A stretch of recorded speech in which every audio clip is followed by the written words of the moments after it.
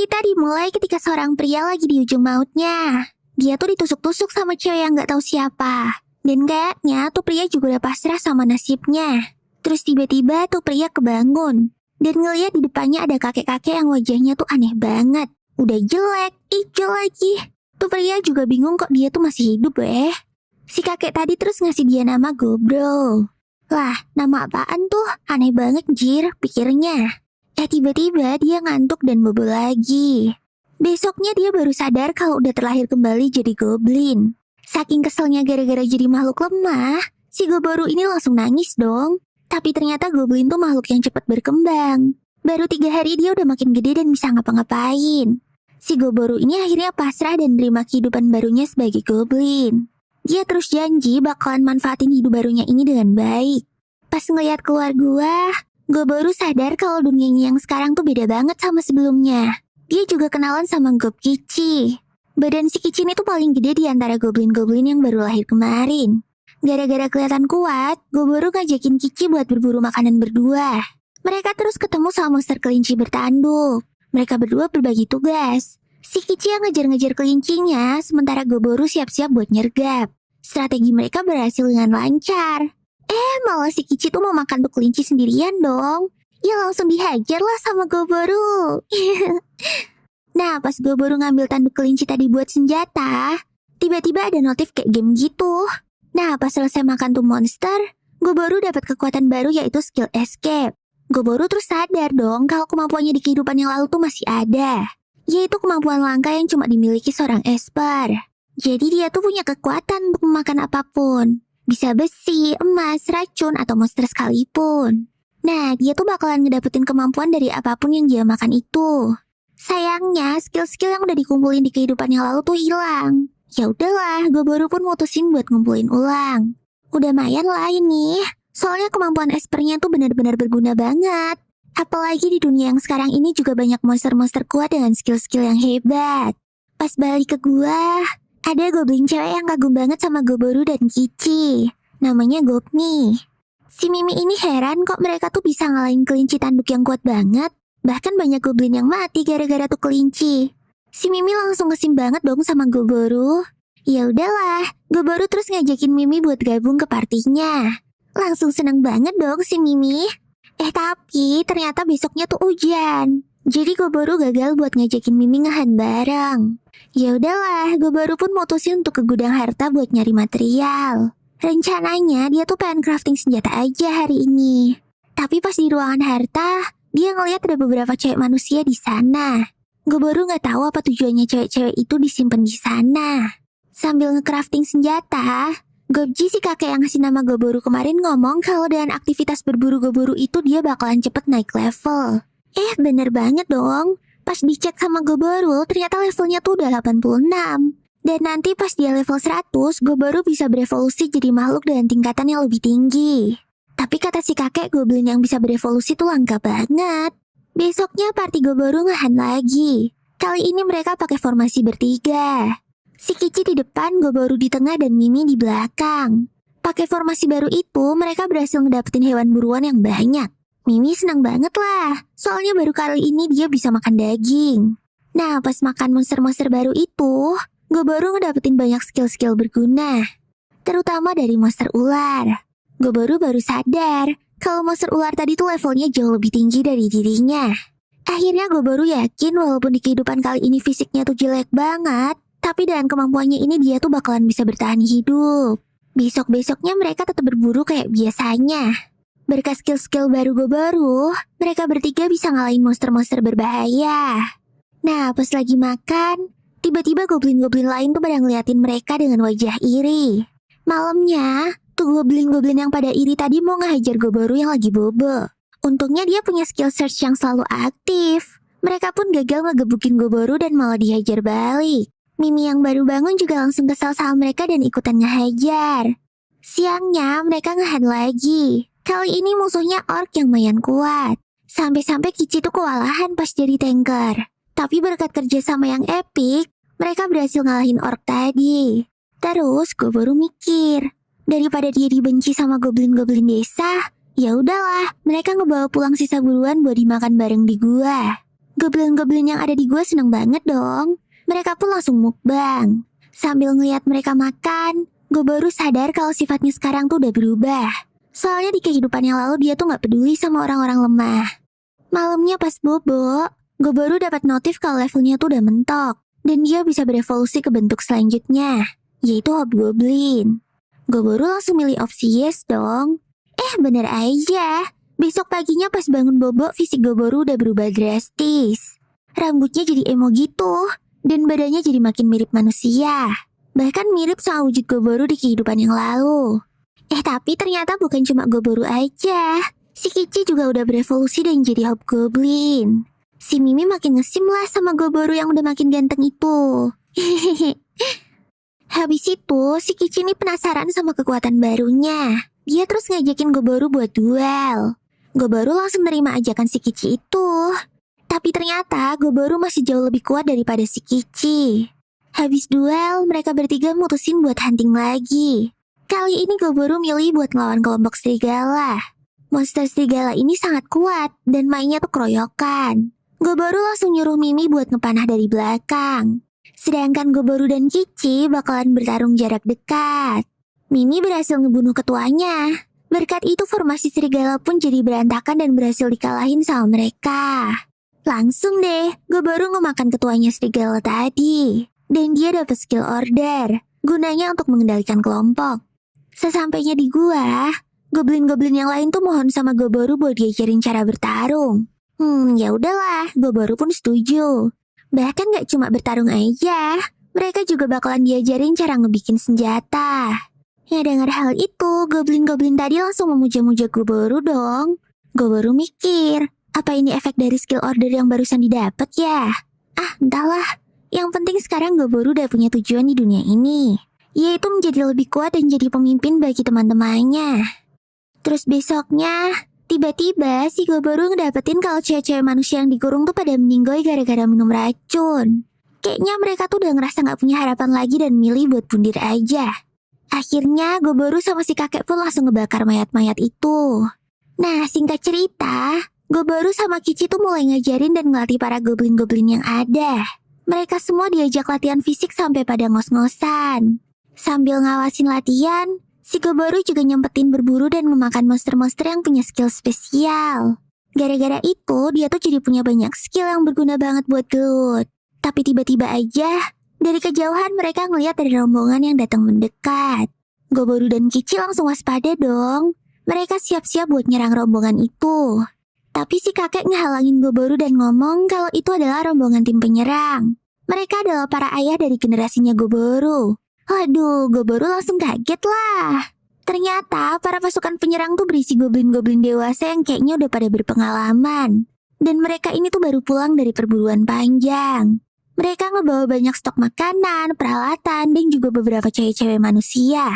Hopken si pemimpin kelompok penyerang itu langsung semangat banget buat nunjukin cewek-cewek hasil tangkepannya. Si kakek langsung kesenengan dong. Soalnya cewek-cewek manusia yang kemarin mereka tangkep tuh udah pada meninggoy. Nah, ternyata DNA goblin ini tuh kuat banget guys. Makanya kalau mereka bikin bayi sama spesies manapun, lahirnya tuh pasti akan tetap jadi bayi goblin. Dan tujuan mereka nyekap cewek-cewek manusia tuh ya buat enak-enak gitu. Nah, si Goboru ini gak terima. Dia langsung maju buat nantangin Hopken. Goblin-goblin yang lain ikutan ngamuk dong. Mereka langsung siap-siap buat tawuran. Tapi tiba-tiba muncul dua goblin cewek yang nenangin suasana. Mereka adalah Sato dan Sei. Goblin kelompok penyerang yang kayaknya udah pada evolusi jadi Hobgoblin. Sato dan Sei ini nyaranin agar Hopken sama Goboru aja yang saling bertarung. Dan pemenangnya nanti bakalan jadi pemimpin desa. Tapi mereka berdua harus bertarung dengan tangan kosong, gak boleh pakai senjata. Nah, si Hopken ini langsung setuju dong. Sayangnya dia tuh bisa dikalahin dengan mudah sama Goboru. Belum ada semenit, si Hopken ini udah langsung babak belur dan diikat pakai spider webnya Goboru. Si kakek kaget banget dong. Dia nanya di mana Goboru nyembunyiin tali itu. Tapi Goboru ngomong kalau spider web itu tuh keluar sendiri dari tubuhnya. Wah, mereka semua langsung kagum banget lah sama kemampuan Goboru. Akhirnya Goboru pun resmi jadi pemimpin desa. Tapi kayaknya Hopken dan teman-temannya tuh rada gak terima gitu.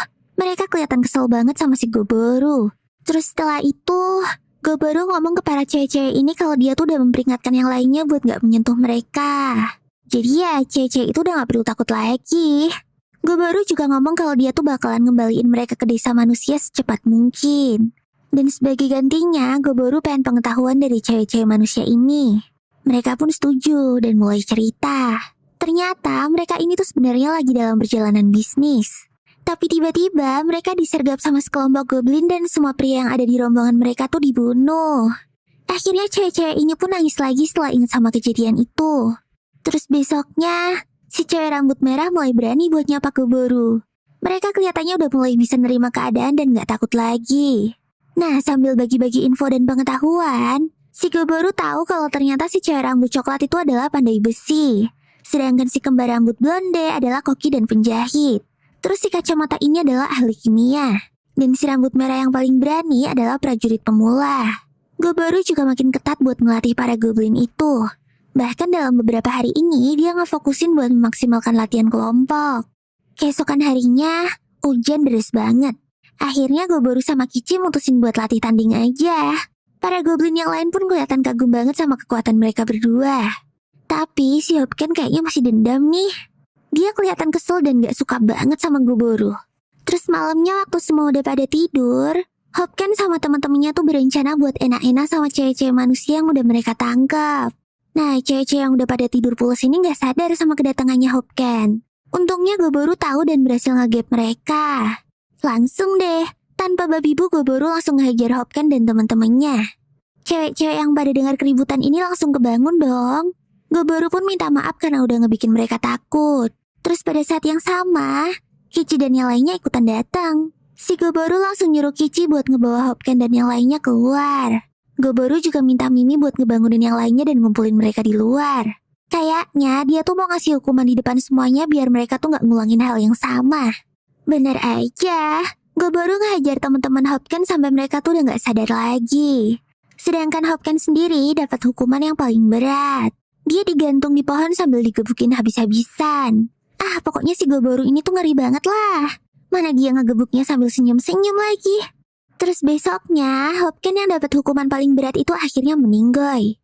Habis itu, Goboru sama partinya tuh ngeroyokin monster unicorn tanduk 3 yang kuat banget. Bahkan Goboru ngakuin kalau unicorn tadi tuh susah banget buat dikalahin.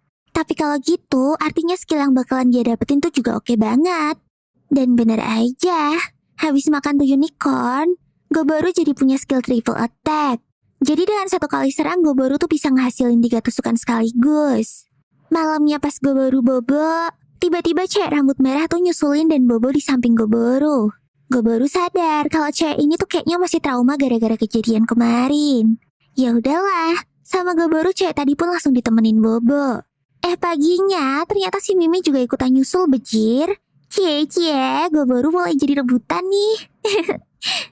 Nah, di bawah kepemimpinannya Goboru, desa Goblin sekarang tuh udah jadi makin maju.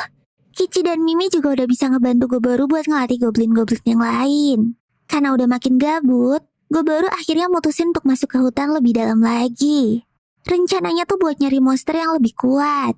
Di perjalanan dia ngeliat monster unicorn lagi. Terus Goboru pun mutusin buat nyoba skill sihir barunya untuk pertama kali. Dan ternyata, sekali serang unicorn yang kemarin dia lawan dengan susah payah tuh bisa langsung dihabisin dong. Nah, gara-gara udah yakin sama kekuatannya yang sekarang, Goboru mutusin buat makin masuk ke dalam hutan. Terus tiba-tiba, dia ngeliat ada jejak darah yang ngeri banget. Goboru langsung ingat sama omongan si kakek waktu dia masih kecil. Si kakek ngelarang mereka untuk jalan jauh ke hutan bagian utara. Soalnya ada monster ganas yang bernama beruang merah. Ternyata tuh darah tadi dari bekas sisa-sisa buruan si beruang. Dia abis ngemamam beberapa monster unicorn. Goboru langsung bergidik ngeri lah. Ngelawan satu unicorn aja udah kewalahan. Terus tiba-tiba Goboru ngedengar jejak langkah berat. Dan ternyata itu adalah si monster beruang dong. Wah, langsung lah. Goboru mutusin buat nyoba sampai di mana dia bisa ngelawan tuh monster. Apalagi kalau bisa ngalahin tuh beruang dan memakannya, dia bakalan bisa jadi makin kuat banget. Yos, Goboru jadi makin semangat lah.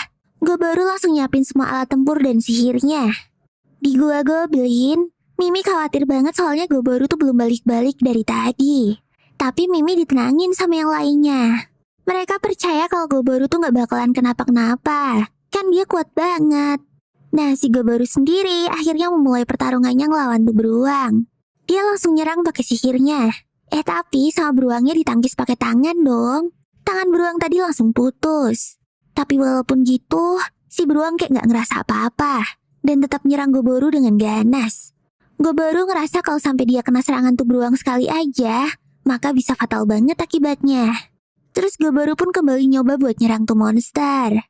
Kali ini pakai jurus jaring laba-labanya. Tapi tuh beruang malah bisa lolos dengan mudah dong. Mana habis itu dia mulai ngeluarin semburan api lagi. Beruang macam apa ini anjir bisa ngeluarin api? Serangan api tadi langsung kenain tangan Goboru. Akhirnya Goboru sadar kalau dia tuh emang harus berani terluka kalau mau ngalahin tuh monster.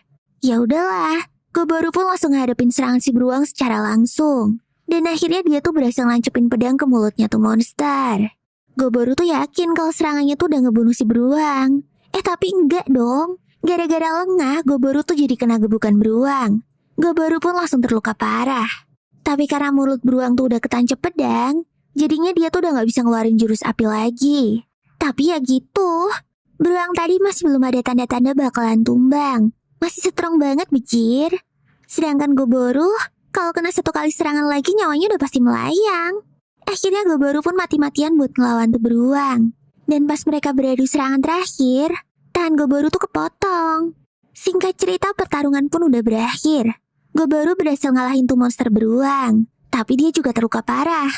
Bahkan cakar si beruang tuh nancap di perutnya Goboru. Dan sisa-sisa tenaganya, Goboru makan tuh daging beruang. Habis itu Goboru pingsan deh. Nah, pas gak sadar itu, dia lagi-lagi dapat notif kalau dia tuh udah bisa berevolusi ke spesies ogre. Langsung diokein lah sama dia. Nah, bangun-bangun, bentuknya Goboru tuh udah beda banget. Dia jadi makin gede dan keren. Terus pas balik ke desa, semua orang tuh pada takut sama Goboru. Dikiranya ada ogre nyerang dong. Cuma Mimi doang yang masih kenalin si Goboru. Akhirnya semua orang tuh kagum sama Goboru yang udah berhasil berevolusi. Bahkan kata si kakek, baru Goboru ini yang bisa. Ya udah deh, si Goboru pun cuma mikir yang penting dia tuh masih bisa bertahan hidup dan pulang ke rumah. Setelah Goboru kelar sama pujian-pujian dari warga desa dan kakek, Goboru nyamperin cewek-cewek untuk ngeliat keadaannya. Soalnya terakhir kan ada kejadian mereka hampir dienak-enak gitu ya. Nah, pas jalan, Goboru diikutin sama Mimi dan si cewek rambut merah. Ya, sebenarnya Goboru nyamperin ke tempat cewek-cewek itu ada maksud lain sih. Karena badan dia jadi tambah gede, dia jadi butuh baju sama weapon baru. Tapi begitu Goboru masuk ke ruangan mereka, jelaslah cewek-cewek kaget dan teriak ketakutan. Mereka kayaknya masih trauma sama kejadian yang sebelumnya. Mereka ngira kalau ogre di depannya ini tuh mau nyerang mereka gitu. Tapi habis dijelasin kalau dia adalah Goboru, respon si cewek-cewek ini malah kayak B aja gitu. Goboru langsung kena mental lah. Lagian Goboru tuh ngarep direspon gimana sih? Mana di belakang Goboru ada Mimi yang nyubit kakinya sambil cemberut lagi. Dari mukanya sih kelihatan banget lah ya kalau Mimi tuh lagi cemburu. Tapi ya emang dasarnya Goboru gak peka. Boro-boro ditanyain kenapa. Sama dia Miminya tuh malah dibiarin aja dong. Aduh, parah deh. Udah beres urusan kenalin diri ulang. Akhirnya weapon Goboru dicek juga sama si cewek rambut coklat. Kelihatan banget nih kalau Goboru maksain diri untuk pakai weapon itu pas gelut sama beruang merah. Soalnya weaponnya aja sampai peok-peok gak kebentuk gitu. Si cewek rambut coklat kayaknya udah nyangka sama hal ini. Dan dia diem-diem udah ngebikinin Goboru pisau baru dari Spirit Stone. Wah, ngepas banget sih. Pisau Goboru yang sebelumnya tuh kan udah kekecilan. Karena sedang udah dibikinin pisau, Goboru langsung ngepet-pet si cewek rambut coklat itu. Wah, si cewek langsung kesenengan lah. Ya cewek mana sih yang gak suka dipet-pet, ya kan? Tapi Mimi sama si cewek rambut merah yang lihat itu lagi-lagi nyubitin kakinya Goboru. Mana cubitannya tambah keras pula. Kelihatan banget dong cemburunya. Bejil, ternyata ogre pun bisa dikerubungin banyak cewek gini juga ya. Makanya guys, muka tuh bukan yang utama. Kekuatan adalah segalanya. Terus pas Goboru ngedatengin si cewek kembar, dua cewek ini tuh sebenarnya nyanggupin buat nyediain kebutuhan Goboru yang baru. Tapi mereka bilang kalau semuanya tuh pasti lebih gampang dan cepat kalau ada yang ngebantuin mereka. Akhirnya Goboru nawarin tuh, Mau nggak kalau dibantuin sama 3 goblin cewek dari pasukan logistik? Mereka pun langsung mau dan senang banget karena akhirnya kerjaan mereka ada yang ngebantuin. Wah, kalian ini pasti bisa jadi istri yang luar biasa nih. Gimana kalau kalian jadi milikku aja? Buset, Goboro nih ngomongnya nggak pakai rem banget deh. Ngegodain orang mulu. Padahal tuh di belakangnya ada 2 cewek yang ngintilin terus. Mana nggak digubris sama sekali lagi dari tadi. Terus giliran Goboro ngedatengin si cewek rambut hijau alias si ahli kimia. Dia kelihatannya tuh lagi fokus banget bikin potion gitu. Goboro yang curiga sama tuh potion nanya deh, itu potion apaan sih? Dijawablah sama si cewek ini kalau itu adalah potion racun. Goboro kaget banget dong. Buat apa lagi bejil nih cewek malah bikin racun segala? Kalau dia bikin ulah dan ngeracun satu desa kan bisa bahaya. Tapi si cewek ini bilang kalau itu tuh potion untuk pertahanan dirinya. Dia masih takut banget kalau kejadian kemarin tuh keulang lagi. Tapi si cewek itu terus bilang kalau dia tuh udah gak butuh lagi potion itu. Sekarang dia tuh percaya ada goblin baik kayak Goboro yang bakalan ngejagain dia terus. Goboro yang ngedenger itu pun langsung ngegendong si cewek ini sambil bilang, ya seenggaknya aku cukup kuat buat ngelakuin inilah ya. Ya elah malah flirting lagi si anjing. Mereka yang lagi mesra-mesraan itu gak sadar kalau di belakangnya tuh masih ada cewek-cewek yang cemburu dan iri. Bahkan aura membunuhnya aja udah sampai kerasa banget gitu. Rasain tuh Goboro. Terus keesokan harinya, mereka mau latihan kayak biasanya. Tapi si Goboro ini jadi terlalu kuat, bejil. Satu pukulan nyantai aja tuh goblin biasa langsung pingsan. Bahkan si Kici yang full armor juga babak belur. Terus mereka tuh berhenti dulu deh latihannya. Sambil Goboro ngahil mereka satu-satu. Keesokan harinya, ceritanya mereka tuh habis kelar latihan gitu. Tiba-tiba si Gobel lari-lari sambil teriak-teriak manggilin Goboro. Dia ngebawa Carbuncle yang lagi pingsan dan berlumuran darah gitu. Goboro langsung nyoba ngasih pertolongan pertama. Ternyata si Gobe nemuin Carbuncle ini terkubur di dalam tanah pas dia lagi nambang. Carbuncle yang udah diobatin dan dikasih potion penambah darah akhirnya bangun. Kasian banget dia bangun-bangun ngangong bingung gitu. Habis dijelasin situasinya, Carbuncle ini pun kenalin diri. Nama dia tuh Litana. Ternyata Litana ini habis diserang sama manusia. Makanya dia tuh bisa sampai berlumuran darah gitu. Konon, manusia-manusia ini tuh ngeburu Carbuncle untuk diambil permata yang ada di jidatnya. Tuh permata kalau dijual bisa dapat 1 miliar gold dong. Wow banget gak sih? Litana terus minta tolong ke Goboro buat ngurusin party petualang manusia yang rese itu. Goboro yang ngedengar hal itu jadi keinget kalau dulu ada penyihir legendaris bernama Velvet. Si Velvet ini nyiptain Carbuncle tiruan yang bernama Litana. Tugasnya adalah buat ngejaga ruang harta karun si Velvet itu. Nah, di ruang harta karun ini kesimpan item-item legendaris yang udah dikumpulin sama Velvet semasa hidupnya. Nah, ternyata emang Litana tuh ciptaannya Velvet. Dia terus ngasih izin Goboro buat ngambil item-item di ruang harta karun itu. Daripada diambil sama manusia katanya. Habis mikir-mikir, akhirnya Goboro mutusin buat bantuin Litana. Dan menyuruh pasukannya untuk siap-siap. Si cewek rambut coklat pun disuruh Goboro untuk siapin senjata yang udah dia bikin. Ya, untuk jaga-jaga aja sih. Tujuan mereka tuh cuma mengusir aja. Karena Goboro nggak mau ngebunuh manusia. Nah, langsung deh, mereka caw ke ruang harta karun itu. Sesampainya di ruang harta karun, Goboro yang nyoba masuk sendiri ke sana langsung dihadang sama party petualang. Party petualang ini tuh kayak pede banget sama powernya gitu. Mereka bahkan kayak nggak ngerasa terancam sama kehadiran Goboro. Mereka pengen cepet-cepet ngelarin Goboro dan nyari letak ruangan harta karunnya. Serangan pertama pun dilakuin sama party petualang. Ya jelas bisa ditahan lah sama Goboro. Orang cuma gitu doang. Goboro terus nyoba untuk ngusir mereka pakai ceramah no jutsunya. Ya jelas nggak akan semulus itu sih buat ngusir party pala batu ini. Dan bedanya party petualang itu malah nyerang Goboro lagi. Padahal nih ya, bagi Goboro ini tuh kayak ngehindar dari serangan nyamuk doang. Goboro nyadar tuh kenapa mereka nggak mau ngedengerin perkataannya. Ternyata 3 anggota party yang di belakang tuh punya magic item yang langka. Mereka tuh kepedean banget sama stat dan level magic item itu. Si penyihir ngenain serangan listriknya ke muka Goboro. Mereka udah pede banget tuh bisa matiin Goboro. Bukannya mati, malahan Goboro tuh jadi beneran marah. Tuh kan dibilangnya juga apa, nurut dikit kek.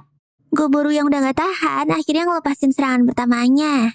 Dia bikin tanah untuk ngunci kaki para party ini. Dan pasukannya tuh nyerang dari ala belakang. Ya, akhirnya si party ini rata deh sama dia. Mereka digebukin terus dilucutin itemnya. Dan item-item itu langsung dimukbang sama Goboro. Habis makan item-item tadi, Goboro unlock banyak banget skill-skill baru. Nah, setelah menuhin janji sama Litana, akhirnya mereka ke ruang harta karun yang paling dalam. Di dalam sana ada mayat nenek-nenek yang kelihatan tua banget. Kayaknya itu adalah mayatnya Velvet.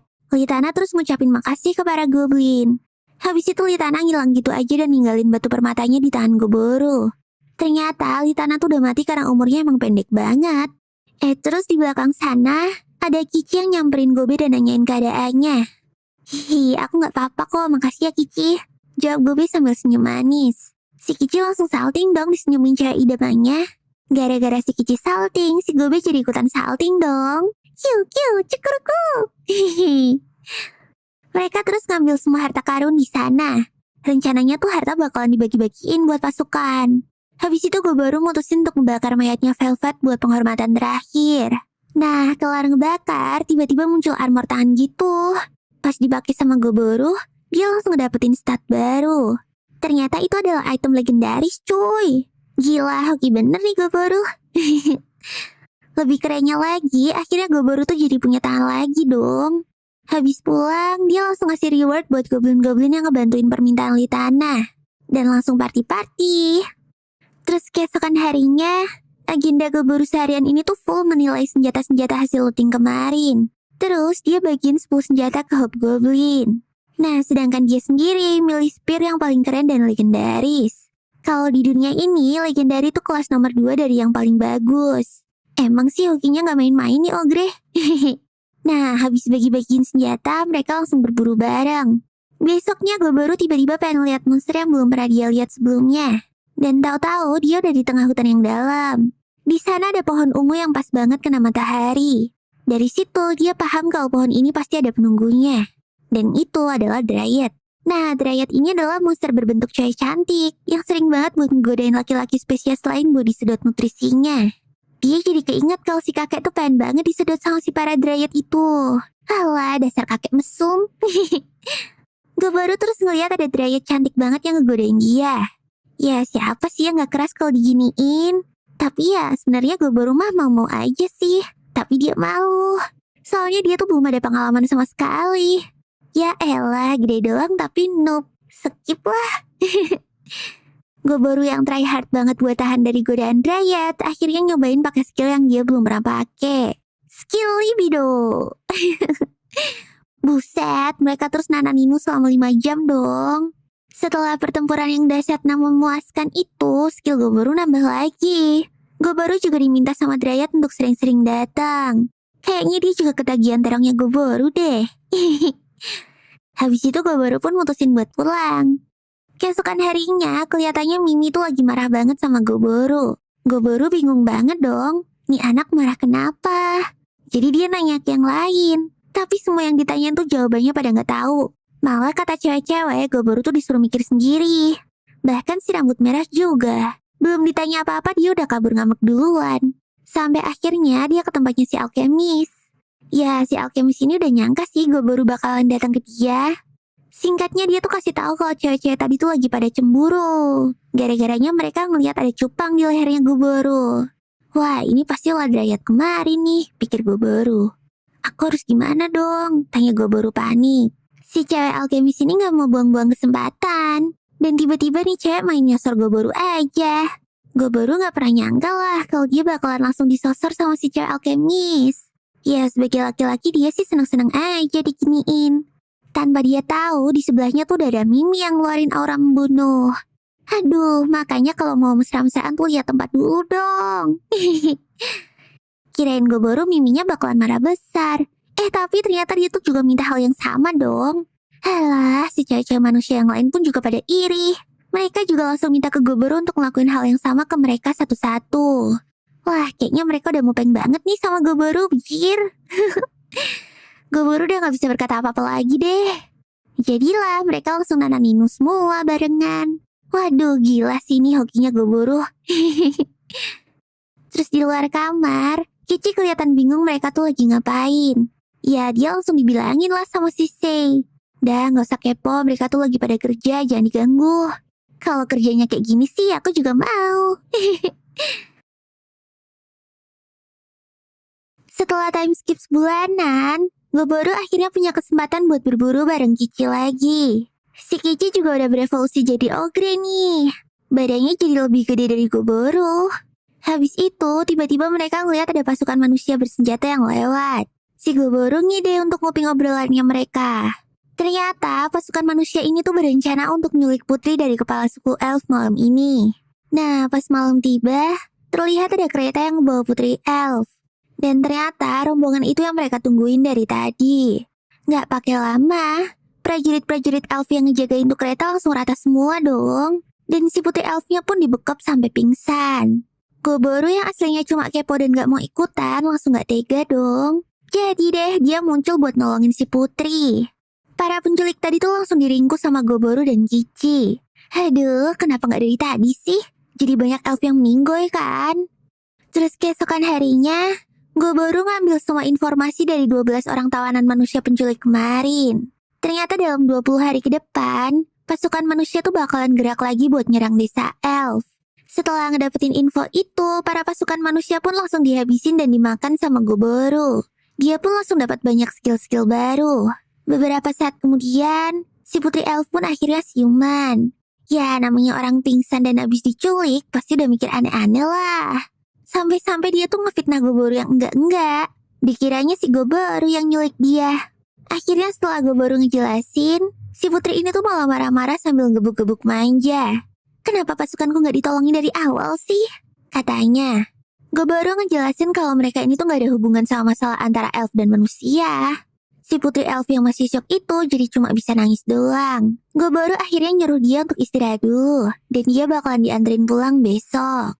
Pas sudah pada bobo, si kakek kepala desa itu notice dong kalau ada elf cantik. Langsung berdiri dah tuh anunya. Mana dia minta nyicipin si putri elf lagi. Aduh, ya jelas nggak boleh lah sama Goboro. Lagian si kakek udah bawa tanah masih sangean aja weh. Keesokan harinya, saat Goboro sama Kici nganter putri elf pulang ke desanya, sesampainya di sana tuh mereka langsung dihadang sama prajurit-prajurit elf gitu. Mungkin mereka dikira penyusup kali ya. Si putri elf pun langsung ngejelasin kalau Goboro dan Kici ini adalah orang yang nyelamatin dia dari penculikan. Akhirnya setelah negosiasi yang lama, Goboro sama Kici tuh dibolehin buat ketemu sama kepala desa. Pas ketemu sama kepala desa, Goboro nggak pakai basa-basi lagi dan langsung ngejelasin keadaannya. Dia juga minta imbalan karena udah nyelamatin putrinya itu. Si kepala desa tadi langsung nyanggupin permintaannya Goboro dong. Dia langsung dikasih busur yang bernama Veilnot. Ternyata ini adalah busur legendaris dan harta suku elf yang paling berharga gitu. Goboro nggak nyangka dong bakalan dikasih item seimba itu. Jadi deh, dia juga ngasih tahu tentang info-info rencana manusia ke mereka. Akhirnya, suku elf dan Goboro pun deal-dealan deh buat kerja sama. Si kepala desa ini ngasih mereka banyak banget senjata-senjata dari bahan mithril. Dan sebagai gantinya, Goboro ngasih pisau batu roh sama skop sihir. Terus sebelum Goboro pulang, Goboro juga dikasih oleh-oleh herbal sama alkohol dari desa elf. Pas dicobain sama mereka, wah, orang-orang di desa tuh langsung pada kesenangan gitu. Wah, kayaknya enak banget tuh. Keesokan harinya, Goboro yang bangun duluan ngeliat Mimi yang lagi bobo di sampingnya. Taunya Mimi udah berevolusi jadi dampir dong. Mimi tuh jadi cantik banget. Dan dia juga diberkahi sama kekuatan Dewa Es.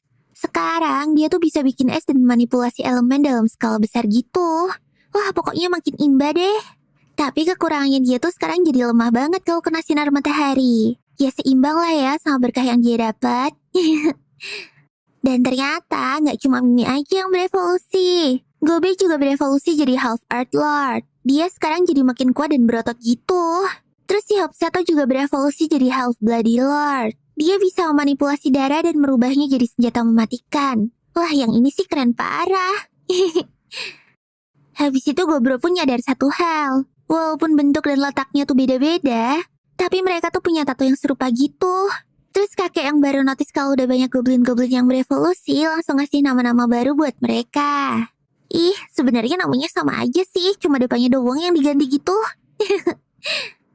Terus Goboro udah nebak nih kalau orang-orang elf tuh pasti minta bantuan ke dia. Jadi deh, dia pun mulai ngelatih pasukannya lebih serius lagi.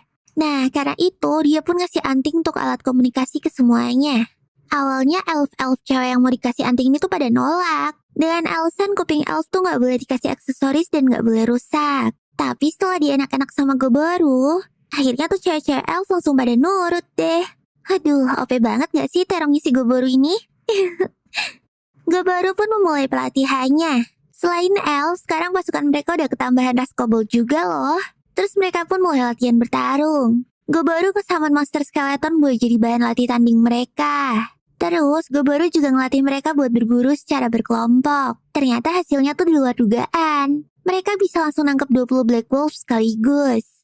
Ya, lumayan lah ya buat nambah-nambah pasukan. Terus tiba-tiba mereka ketemu sama monster Stambor. Katanya tuh monster tuh sekeras batu. Gobe yang ngedenger itu langsung tertantang dong. Sekali pukul langsung moncrot deh darahnya. Dan langsung jadi rendang tuh si Stambor. Akhirnya tuh babi langsung dibawa pulang deh buat makan malam. Pas pulang, Goboro dikejutkan sama kapak yang dulu dia pakai buat ngelawan Redbeard udah dibenerin sama si cewek blacksmith. Mana dia upgrade pakai bahan-bahan keren dan makin bagus lagi. Nah, buat imbalannya tuh cewek penempa minta Nananinu dong sama Goboro. Aduh, nikmat mana yang kau dustakan Goboro. Terus keesokan harinya setelah mereka berburu, tiba-tiba Kici nyamperin Goboro. Dia akhirnya curhat kalau selama ini dia tuh naksir sama Gobe. Tapi Kici tuh bingung mau nyatain perasaannya tuh gimana. Nah, pas sudah berevolusi kemarin, si Gobe tuh jadi tambah cantik banget. Makin gak tahan lah si Kici liat dia. Goboro pun nyuruh Kici buat nyatain perasaannya aja malam ini. Kici langsung panik lah. Mana dia gak ada persiapan lagi. Tapi ya udahlah, daripada keburu diembat orang ya kan. Hehe. Pas malamnya, sambil malu-malu akhirnya si Kici ini nyampein perasaannya ke Gobe.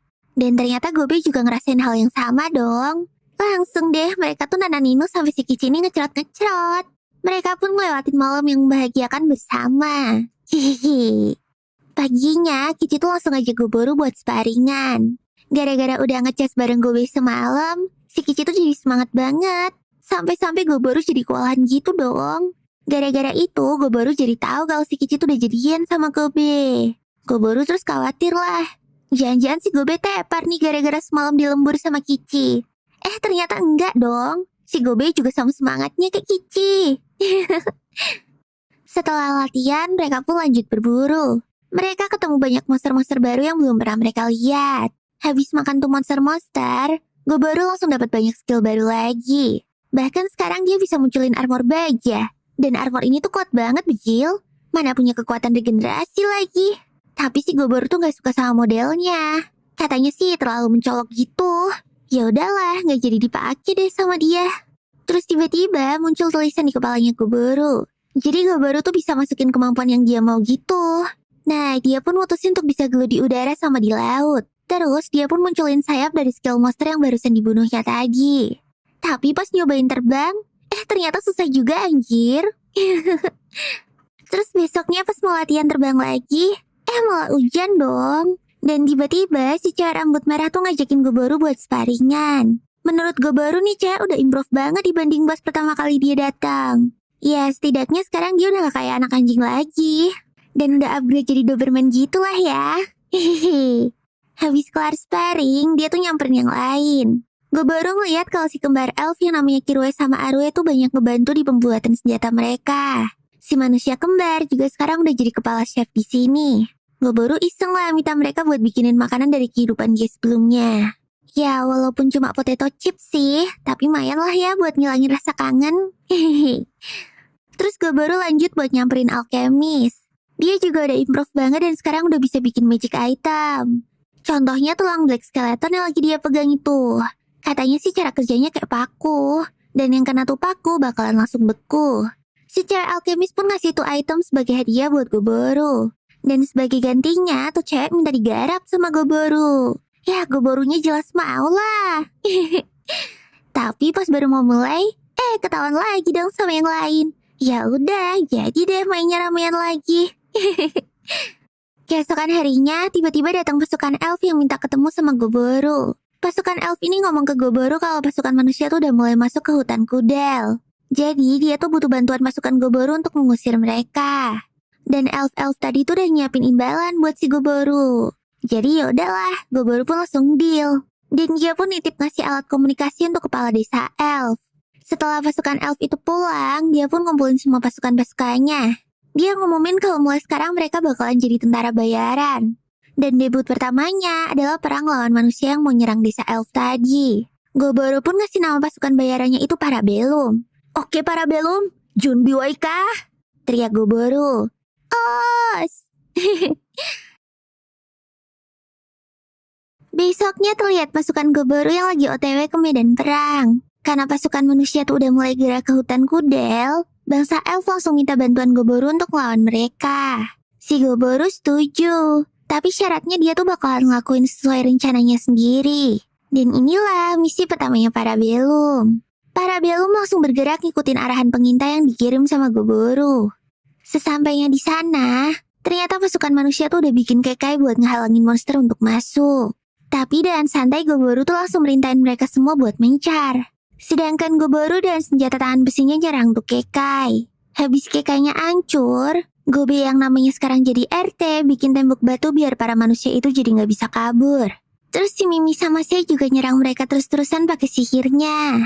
Nah, si Goboro tuh cosplay jadi Sung Jinwo dong. Dia ngesaman pasukan undead buat nyerang tuh markas manusia. Tapi ternyata pasukan manusia yang kena serangan sebanyak itu tuh masih bisa survive anjir.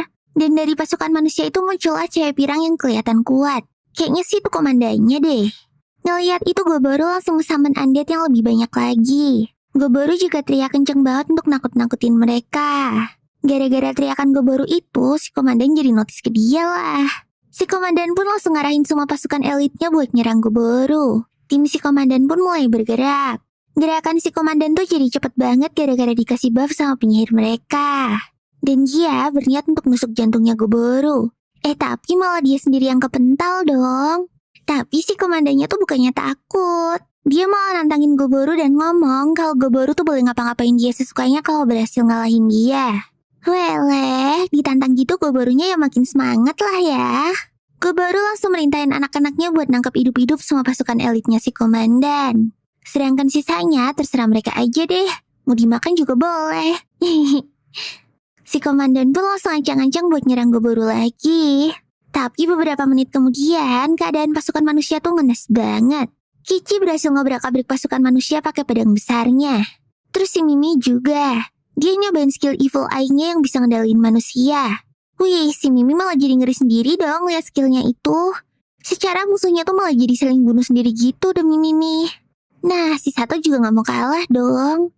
Pakai darah pasukan yang udah meninggoy, Sato ngebikin pedang buat menyerang para pasukan manusia itu. Walau kalau aku ada di sana sih mending langsung cari tombol suren aja. Nah, si Goboro sendiri masih asik dulu sama si komandan. Ya, walaupun si komandan gak bisa ngelukain Goboro sama sekali sih. Tapi tekniknya si komandan ini lumayan keren-keren loh. Si Goboro juga sampai kagum sama dia. Terus penyihir dari pasukan manusia ngeluarin skill sihir Waste Flame Dragon. Itu sihir tingkat 5 loh, bejil. Sampai teman-teman Goboro aja ngira kalau Goboro tuh gak bakalan bisa nahan tuh sihir. Si komandan terus mutusin buat numbalin dirinya sendiri. Biar si Goboro tuh bisa kena serangan penyihirnya itu. Tapi Goboro juga langsung nuker posisinya dan bikin 3 lapis pelindung buat nahan sihir tadi. Goboro gak mau tuh komandan mati. Dan bener aja dong, Goboro berhasil bertahan dari sihir tingkat 5 tadi. Abis itu pasukan manusia pun nyerah dan Goboro dianggap menang. Yeay, berarti sekarang si komandan cewek itu udah jadi hak milik Goboro dong. Yosa, Maya nih nambah waifu lagi. Ya, setelah itu mereka pun mutusin buat balik pulang. Oh ya, gara-gara kemenangan tadi, si Goboro juga ngedapetin skill-skill baru loh. Bahkan saking banyaknya tuh sampai gak kehitung bejil. Si kakek pemimpin elf langsung berterima kasih ke Goboro. Karena udah nyelamatin desa mereka. Dia langsung ngirimin sake banyak banget dong. Wah, langsung party lah cuy mereka. Di tengah-tengah party itu, Goboro nyoba untuk ngecek si komandan. Kayaknya dia tuh ngasih obat gitu deh ke mereka. Pas lihat komandan, bener aja. Ternyata mereka tuh mau dienak-enakin dong. Si komandan awalnya nolak, tapi dia gak berdaya buat nahan Goboro. Ya udah, mereka pun ngelembur sampai pagi. Keesokan harinya, si komandan dikasih anting buat alat komunikasi sama Goboro. Tapi ternyata nih alat tuh juga berguna buat bikin mereka tuh gak bisa bohong gitu loh. Goboro tuh pengen ngegali informasi dari para manusia. Jadi semalam tuh kakek elf udah nego ke Goboro. Kakek elf pengen informasi dari para manusia ini, biar mereka tuh bisa siap-siap kalau ada serangan lagi ke depannya. Dan Goboro langsung disogok pakai 10 tong minuman. Ya siapa yang bisa nolak kan ya? Setelah berhasil ngedapetin info, Goboro langsung hubungin si kakek elf. Jadi rencananya para manusia tuh mau menyerang desa elf dari berbagai arah. Karena jalan hutan kudel tuh kecil. Makanya dengan cara begini, elf tuh jadi gak bisa kabur kemana-mana. Goboro berencana buat ngegagalin rencana mereka. Wah, kakek elf langsung berterima kasih lagi dong ke Goboro. Keesokan harinya, para Belum udah standby untuk nyergap rombongan pasukan manusia. Mereka juga udah pasang banyak jebakan di situ. Pasukan manusianya ternyata ada banyak banget anjir. Ada 500 pasukan berzirah sama 100 pasukan penyihir. Kayaknya cukup merepotkan nih. Ya udahlah, setelah dapat aba-aba dari Goboro, mereka langsung aktifin jebakannya. Semua jalan ditutup pakai batu gede biar pasukan manusia tuh nggak bisa kabur. Banyak juga pasukan manusia yang kegila sama tuh batu. Dan dari 500 orang langsung ngurang jadi 300. Habis itu dilanjut dengan pasukan jarak jauh. Mereka nembakin para manusia itu tanpa henti. Akhirnya pasukan manusia pun nyisa kurang dari 100 orang doang. Tapi tiba-tiba ada satu orang yang kelihatan kayak kapten di regu ini. Dia merintahin semua pasukan yang tersisa buat ngumpul dan bikin tembok pelindung. Mereka pun jadi adu tembak deh. Ngeliat ini Goboro pun langsung ganti rencana dong. Dia nyuruh Kici buat nerobos maju dan nyandra tuh kapten. Gak pakai lama, Kici langsung maju. Dan terjadilah duel antara si kapten ngelawan Kici. Jir, ternyata nih kapten kuat juga loh. Tapi ya tetap aja, lawannya spesies langka cuy. Terus gak pakai lama dia pun tumbang juga deh sama si Kici. Dan ini para Belum pun menang dengan sempurna lagi. Dan kayak biasanya, habis bantai-bantai, Goboro langsung dapetin skill-skill baru lagi. Terus si Kici pun ngomong ke Goboro kalau si kapten ini tuh mirip banget sama Goboro. Ya, mungkin dari sifat tengil dan pantang menyerahnya kali ya. Nah, di tengah-tengah obrolan mereka, tiba-tiba Mimi nyamperin Goboro. Mimi bilang gara-gara perang tadi dia tuh jadi birahi gitu. Dan pengen punya anak dari Goboro. Buset, to the point banget deh. Ini tuh baru banget kelar perang, woi. Udah minta jatah aja. Keesokan harinya, para tahanan yang gak paham mereka nih bakal diapain tuh pada ngeluh dong. Tapi si kapten nyuruh mereka buat diem dan bersyukur aja. Ya, seenggaknya mereka tuh di sini dikasih makan dan masih hidup. Si Goboro terus lanjut interogasi si kapten dong. Goboro pengen tahu kenapa mereka tuh nyerang desa elf. Ternyata alasannya tuh karena putri kerajaan lagi sakit. Dan penyakitnya tuh langka banget. Sedangkan Tuan Putri ini tuh udah tunangan sama pangeran kerajaan sebelah. Ya, karena alasan politik dan gak pengen anaknya mati, makanya si raja tuh nyuruh buat cari obat. Dan pas banget, yang punya obatnya tuh cuma bangsa elf doang. Di saat yang sama, RT yang lagi nambang tiba-tiba nemuin sumber air. Pas Goboro lihat, dia tuh langsung tahu kalau itu adalah sumber air panas. Dia langsung bikin pemandian dong. Gak pakai lama, mereka pun langsung berendam semua. Kici tuh sampai mau pingsan gara-gara mandi bareng RT.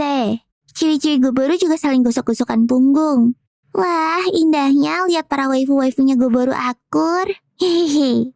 Terus keesokan harinya, Goboro nyoba untuk simulasi perang lagi pakai para tawanan. Tapi kali ini Goboro pengen ngelatih skill kepemimpinan mereka.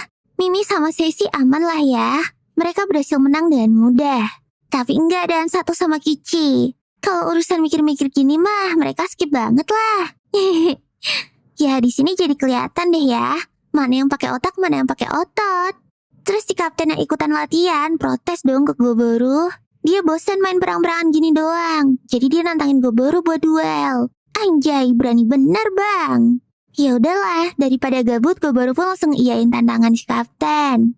Tapi Goboro ngasih sihir pelindung gitu buat dia. Ya kalau nggak dikasih nanti sekali gebuk langsung moncrot dianya. Mereka pun langsung mulai duel. Setelah beberapa kali kena gebuk, si kapten langsung teler. Tapi Goboro tuh benar-benar jadi suka sama keberaniannya. Sampai-sampai si Kici juga pengen duel sama tuh kapten. Setelah di-heal sama Goboro, lanjut deh si kapten duel sama si Kici.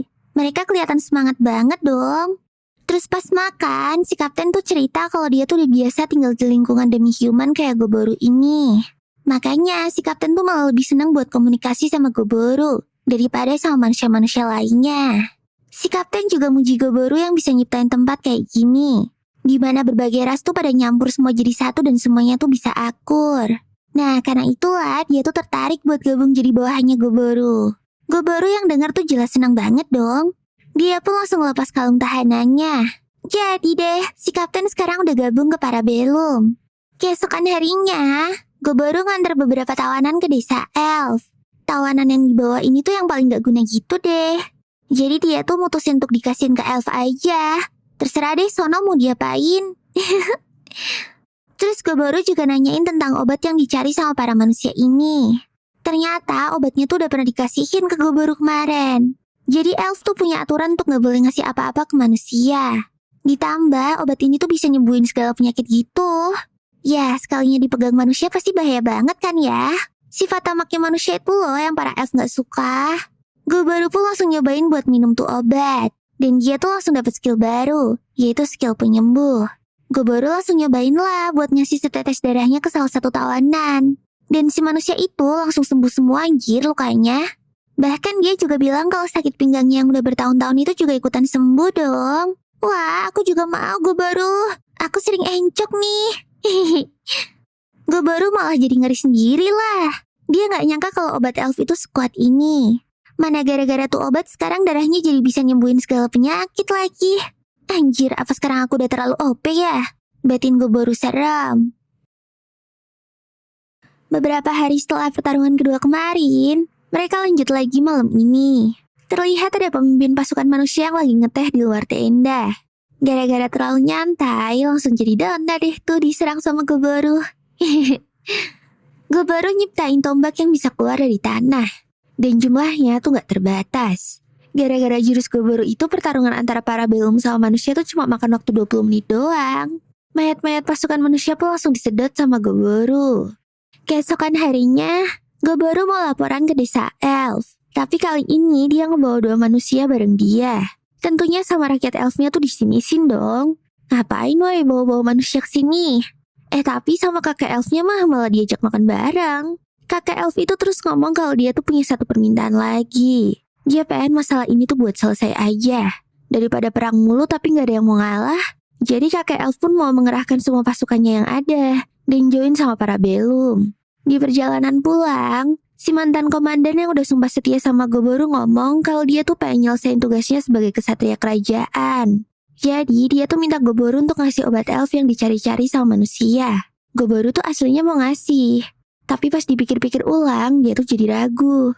Soalnya di dunia ini tuh mereka menyembah 5 dewa agung. Dan ada beberapa makhluk yang diberkahi sama dewa-dewa tersebut. Nah, kebetulan Goboro ini tuh diberkahi sama dewa kematian dan kehidupan. Jadi kalau dia ngasih obatnya gitu aja nanti malah bisa muncul masalah baru. Goboro jadi gak berani janji deh bakalan ngasih obatnya apa enggak. Iya sih, kalau ngasih dan sampai ketahuan sama suku elf, bisa jadi malah mereka yang perang gak sih? Keesokan harinya, di pertempuran terakhir ini Goboro sengaja milih waktu tepat sebelum fajar. Pasukan musuh itu ada 2.000 orang. Sedangkan pasukan Goboro yang udah ketambahan sama pasukan elf cuma 650 orang doang. Apalagi kemarin pas cloningannya Goboro nguping, mereka dapat info kalau perang yang sekarang ini bakalan didatengin sama Rugald Orden. Nah, Rugald Orden itu adalah sebutan untuk para pemberani di kerajaan. Jadi ya kayak semacam pahlawan gitu. Dan tiap anggotanya tuh dianugerahi sama kekuatan dewa-dewa agung. Ditambah lagi, mereka ini tuh bisa bikin pasukan-pasukan yang ada di dekat mereka tuh jadi tambah kuat. Gampangnya mah, mereka ini tuh bisa jadi DPS sekaligus jadi buffer gitu deh. Wah, ngeri banget gak tuh? Goboro yang dari info ini tuh justru malah jadi makin semangat. Dia udah gak sabar buat ngicipin daging para pemberani itu. Heyalah, Goboro, makan makawin doang yang dipikirin. Balik ke TKP perang. Goboro nyemon pasukan skeletonnya banyak banget. Dami bingung, karena bentar lagi kan udah mau fajar. Nah, kalau kena matahari, pasukan skeletonnya Goboro tuh bakalan matoi semua. Tapi Goboro bilang, katanya dia tuh ada modif-modif dikit gitu. Ya udahlah, Dami mah ngikut-ngikut baik. Goboro terus perintahin mereka untuk ngurusin pasukan yang berjaga. Dan Goboro bakalan nyerang langsung dari depan. Pas lagi hening-heningnya, pasukan manusia dikagetin sama pasukan skeleton yang banyak banget. Langsung pecah deh tuh perangnya. Tapi gak lama kemudian, matahari tuh terbit.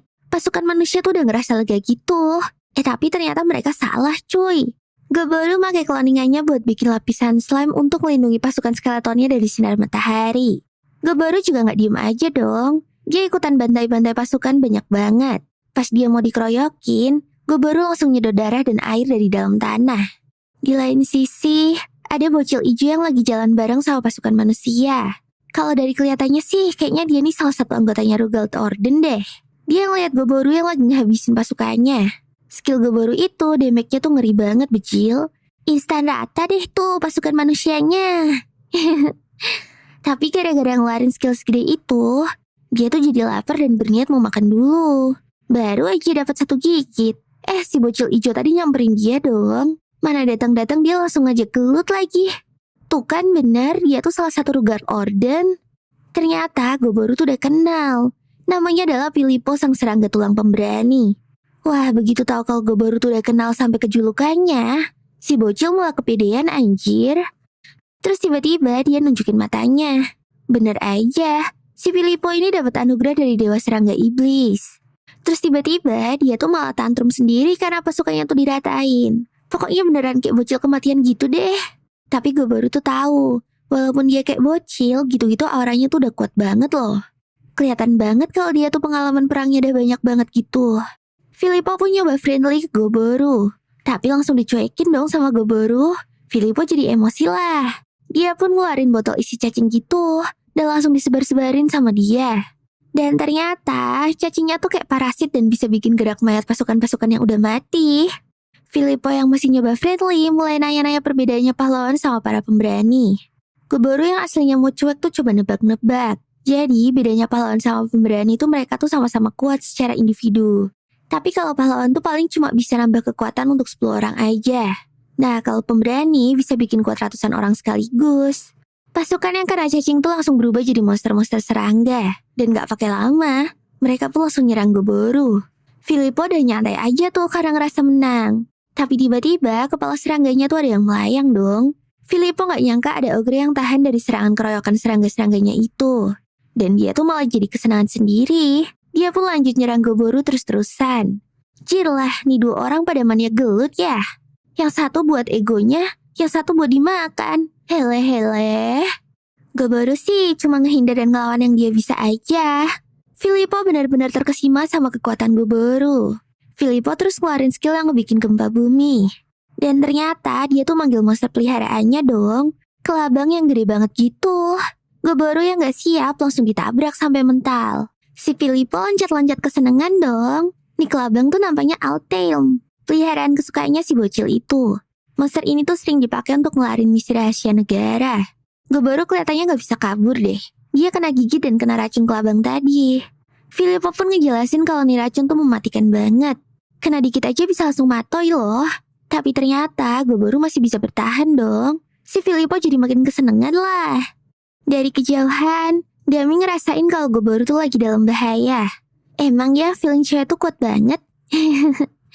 Tapi Dami tuh masih gak bisa kemana-mana karena dia tuh masih ngurusin bagiannya. Nah, ngeliat Goboro yang terkapar, Filippo langsung ngerasa kalau pertarungan itu udah beres. Setelah Altair dipulangin, dia pun nyari orang buat ngangkut Goboro. Tapi Goboro udah gak ada di tempatnya lagi dong. Dan tiba-tiba Goboro tuh langsung nyerang dia dari belakang. Filippo yang tanggap langsung menghindar. Dia juga keringat dingin ngeliat Goboro yang masih baik-baik aja. Filippo berniat memakai senjata rahasianya yang pertama. Tapi sebelum itu dia ngajak kenalan dulu. Goboronya males lah. Ngapain juga ngeladenin orang kayak dia.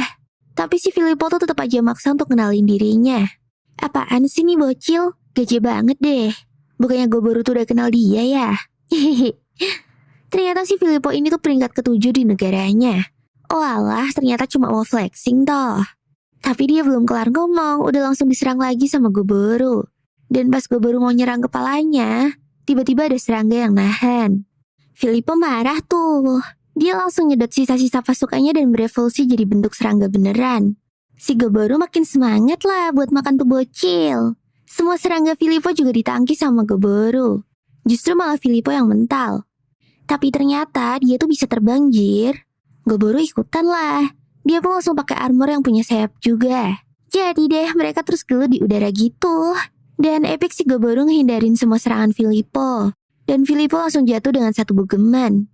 Sedangkan di tempat lain, Kici dan kawan-kawan udah beres ngurusin pasukan manusia. Dami yang feelingnya gak enak langsung OTW ke tempatnya Goboro. Terus ternyata Filippo yang udah babak belur itu berencana buat kabur. Tapi tentu aja gak bakalan dibiarin gitulah sama si Goboro. Tapi si Filippo ini tuh pede banget dong. Soalnya dia bilang sendiri kalau dia nih pelari yang hebat. Terus tiba-tiba Filippo keluar dari skin serangganya. Mana langsung lari sambil telanjang pula. Goboro mau ngejar tapi ditahan sama skin serangganya. Pas dah beres, Filippo-nya beneran dah hilang. Ya elah, baca doang gede. Giliran kalah langsung hilang dari land dong. Dami yang akhirnya nyampe pun langsung melukin Goboro. Di saat yang sama, pas Goboro lagi duel tadi, ternyata dia juga ngirim klonnya ke markas utama pasukan manusia.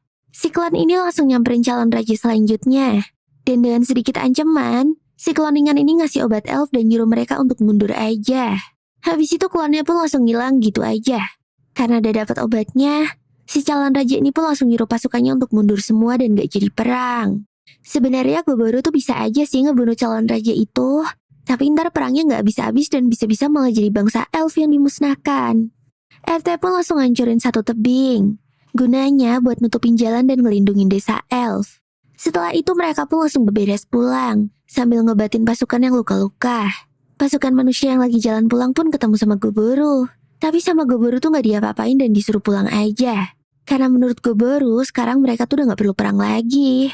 Sepulangnya Goboro, mereka langsung mengkremasi teman-temannya yang gugur. Karena di dunia ini kalau gak dikremasi, mereka tuh bakalan jadi zombie atau hantu. Jumlah korbannya juga gak sedikit. Total yang gugur ada 30-an. Mereka semua sedih dan termotivasi untuk jadi lebih baik lagi. Goboro pun sama. Dia ngerasa harus berusaha lebih keras lagi di kehidupan ini. Dia gak mau kehilangan teman-temannya lagi. Wah, semangatnya Goboro sama. Setelah acara kremasi selesai, paginya Goboro bangun karena ada aura-aura aneh dari seorang cewek di depannya. Oh alah, ternyata dia tuh si Hopfu guys. Jir, beda banget cuy, jadi pangling deh.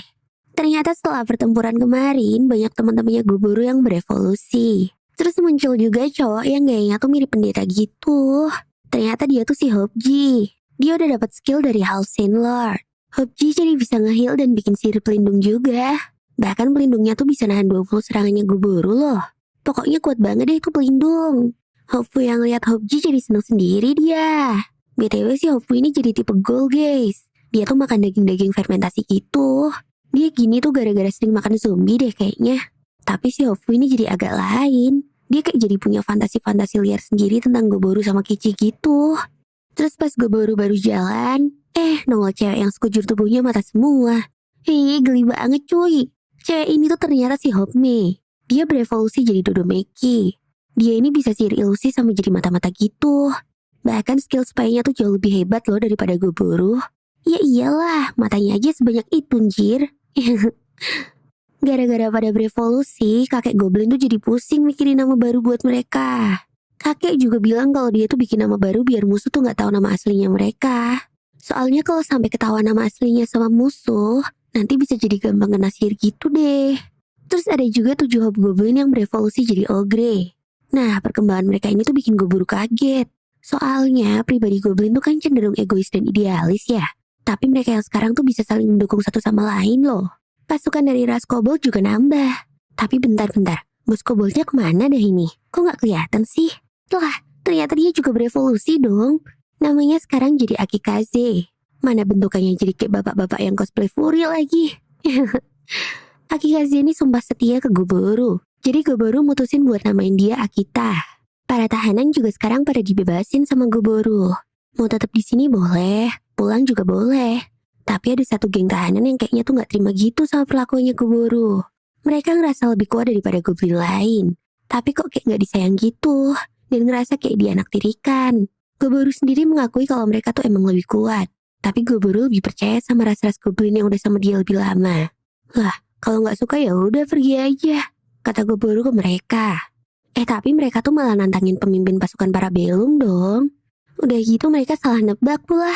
Selama ini mereka tuh ngiranya si Dami leadernya. Dan nganggep Goboro tuh cuma kroco doang. Dami emosi tuh Goboro dikata-katain. Udah, sama aku aja, mumpung aku butuh hiburan. Sini kalian, 2 lawan 1 sama aku. kata Goboro dengan rendah diri. Helah, gak sampai 5 menit tuh orang udah pada babak belur aja dihajar Goboro. Ya elah, bacot elit skill sulit bos. Terus tiba-tiba Goboro dibogem sampai mental sama si gorila. Salah satu teman mereka yang lain. Kesenengan dah tuh si gorila. Dipikirnya dia tuh udah menang dan sekarang jadi pemimpin. Tapi si Goboro langsung bangun dan ngajar balik tuh gorila. Gini doang mah easy bos. Sekarang sisa si half vampir. Tapi tuh orang malah ngegodain Dami dong. Langsung disikat lah sama Goboro.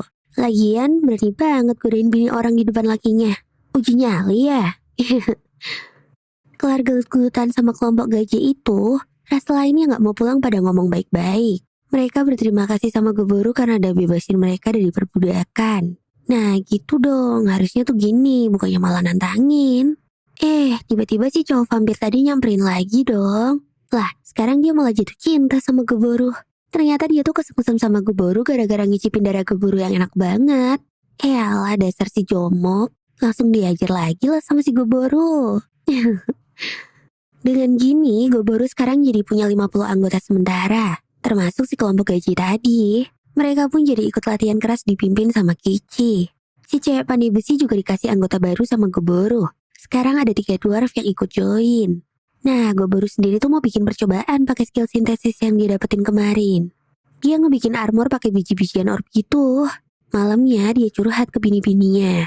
Kalau dia tuh lagi capek secara mental. Wah, ini mah kita tahu kemana arahnya ya. Bilang aja kalau lagi pengen dimanja sama bini-bini lu. Keesokan harinya, mereka renov pemandian air panas. Goboro pengen pemandiannya tuh jadi lebih gede dan muat banyak orang. Dia pengen bangsa elf juga bisa pada gabung. Bilang aja mau lihat badan ciwi-ciwi elf. Ya kan Goboro? Terus tiba-tiba, para dwarf ngasih palu ke Goboro sebagai hadiah. Mereka ngerasa berterima kasih karena udah dikasih job sama Goboro. Siangnya gara-gara gabut, Goboro pun jalan-jalan ke hutan. Saking kuatnya Goboro sekarang, hewan-hewan di sekitarnya tuh jadi pada kabur waktu ngeliat dia. Walah, ternyata Goboro tuh mau ke tempat si Dryad toh. Goboro mau minta sesuatu ke si Dryad. Tapi Dryadnya malah minta pikpok selebeu dulu nih sama si Goboro. Kayaknya dia udah lama menanti-nantikan Goboro datang lagi deh. Wih lah, langsung gas brutal nih mereka. Berapa ronde ya kira-kira? Pulangnya, Goboro langsung disidang nih karena sekujur badannya isinya cupang semua. Nah lo langsung dihukum deh sama bini-bininya.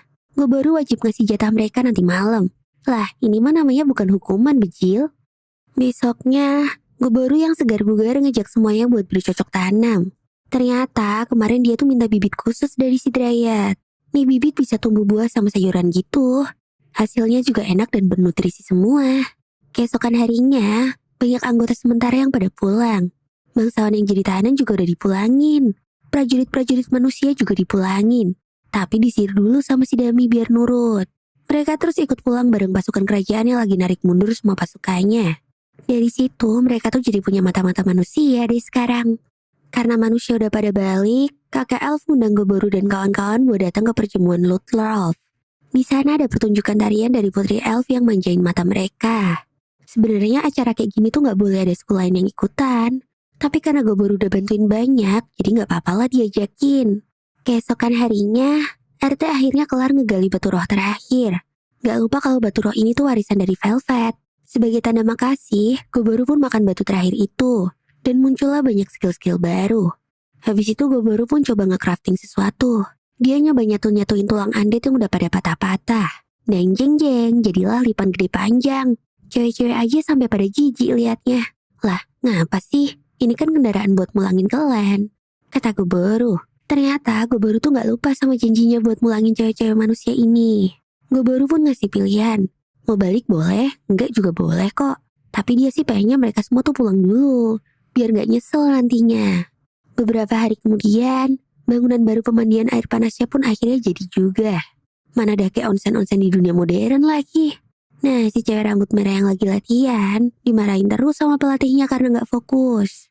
Ternyata si rambut merah ini tuh kepikiran gara-gara mau dipulangin sama Goboro. Dipikirnya dia tuh diusir sama si Goboro. Tapi dia pun ditenangin sama pelatihnya. Gak mungkin lah Goboro kayak gitu, katanya. Terus, cewek-cewek tuh pada ngumpulin item-item yang bisa dijual mahal di kota nanti. Goboro juga ikut ngebantuin. Wah, pokoknya udah kayak suami siaga gitu deh. Besoknya sebelum berangkat, gue baru ngebagi para belum jadi 5 kelompok. Tujuan mereka tuh untuk cari info tentang dunia luar dan latihan buat nyelesain masalahnya sendiri. Semua anggota harus naik level. Dan yang pasti gak boleh mati. Perintah Guburu. Setelah semuanya bersiap, mereka pun berangkat sesuai kelompoknya masing-masing. Guburu yang bawa ciwi-ciwi OTW kencang menuju kota perbatasan yaitu Trien. Yeay, titik DJ ya Guburu. Hehe. Setibanya mereka di kota Trien, Guburu langsung dikira monster yang menyerang kota. Warga-warga udah pada panik nih. Padahal dia kan cuma mau nganterin ciwi-ciwi aja loh. Jadi untuk sementara Guburu bakalan tinggal di kota ini. Dia nunggu jawaban dari para ciwi-ciwi. Mau tinggal di kota atau mau ikut balik lagi sama Guburu. Jadi Guburu tuh mikirin perasaan mereka. Kan awalnya mereka tuh datang karena diculik dan kepaksa tinggal di hutan bareng dia. Tapi kalau sekarang mereka bebas buat ngambil keputusan. Ya walaupun Guburu aslinya tetap pengen cewek-cewek itu ikut dia sih. Ya ampun, kamu suka main rame-rame terus gitu ya Guburu.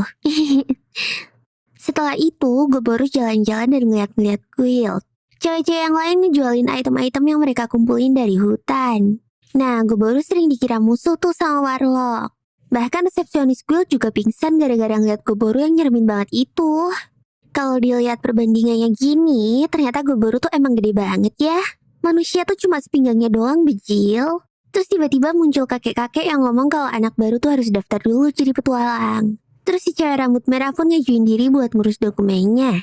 Abis itu mereka pun shopping-shopping pakai duit hasil jualan.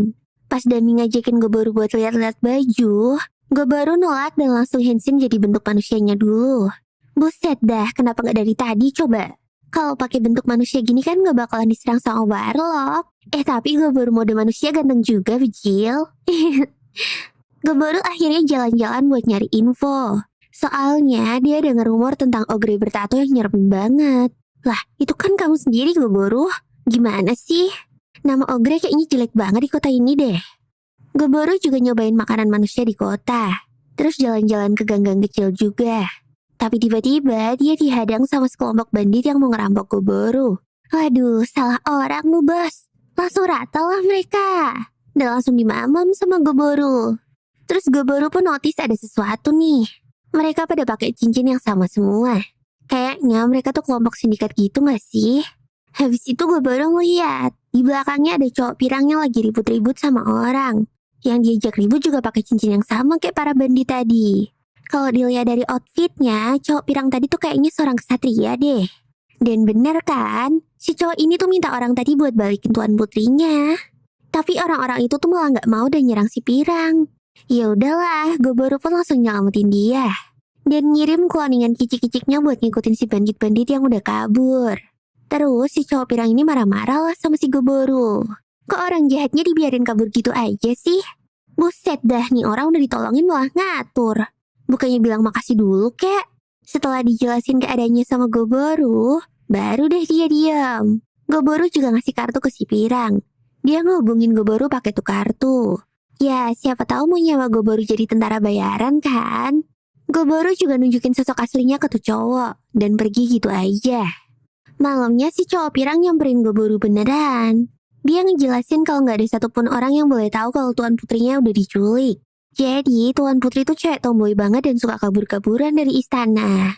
Makanya dia tuh bisa diculik sama bandit-bandit tadi. Guburu sih langsung gas. Dan mereka pun jauh ke markasnya tuh bandit. Mereka sembunyi di villa kosong bekas rumah bangsawan di pinggir kota. Nggak pakai ketok-ketok pintu, Guburu langsung nerobos dan ngehajar semua bandit-banditnya. Tuan Putri pun berhasil diselamatin. Pas dipikir-pikir, kayaknya ini tuh penculikan berencana deh.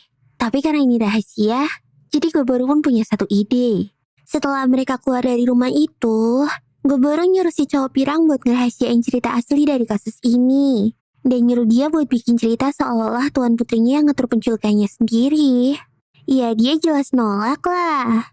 Tapi sama Genki, mereka langsung dihipnotis biar nurut sama katanya Guburu. Setelah itu Guburu langsung pergi sebelum mereka sadar. Keesokan harinya, Seiji ngabarin Guburu kalau pagi ini tuh banyak goblin yang baru lahir. Guburu seneng banget lah dengar kabar ini. Berarti generasi goblin-goblin baru tuh udah muncul. Tapi itu artinya dia harus cepet-cepet ngeluarin urusannya di sini biar bisa cepetan pulang. Gak lama setelah itu, cewek-cewek akhirnya ngasih keputusan mereka ke Gogoro. Mereka semua sepakat bakalan ikut Gogoro lagi ke hutan. Buset, betah banget. Seenak itu kah terongnya Gogoro, Besti? Aduh, jadi pengen nyobain deh. Terus tiba-tiba si Tuan Putri yang diculik semalam ngedatengin Gogoro. Mana gayanya tengil banget lagi. Cewek-cewek pada bingung dong. Cewek mana lagi nih yang dimodusin Gogoro? Si Tuan Putri pun kenalin diri pakai gayanya yang super tengil itu. Namanya dia adalah Rubilia Aesfall Sternberg dari kerajaan Sternberg. Duh, namanya bikin lidah keriting anjir. Walaupun tengil-tengil gitu ternyata dia beneran princess loh. Si Rubilia ini ternyata pengen nyewa tenaga tentara bayarannya Gogoro. Rubilia pengen Gogoro ngawal dirinya sampai ke kerajaan Oswell. Tapi sama Gogoro langsung ditolak lah. Soalnya Gogoro tuh keburu pengen ketemu sama bayi-bayi goblin yang belum lahir. Tapi si Rubilia ini masih tetap ngeyel dong. Ya udahlah, akhirnya mereka pun nego-negoan di dalam. Dan tiba-tiba Rubilia nawarin Gogoro bayaran 1 plat emas. Dan ternyata 1 plakat emas tuh setara 1 juta keping emas cuy. Walah, langsung deh. Cewek-cewek maksa Gogoro buat ngambil job itu. Duit cuy ini. Emang anak-anakmu mau dikasih makan sampah, ha?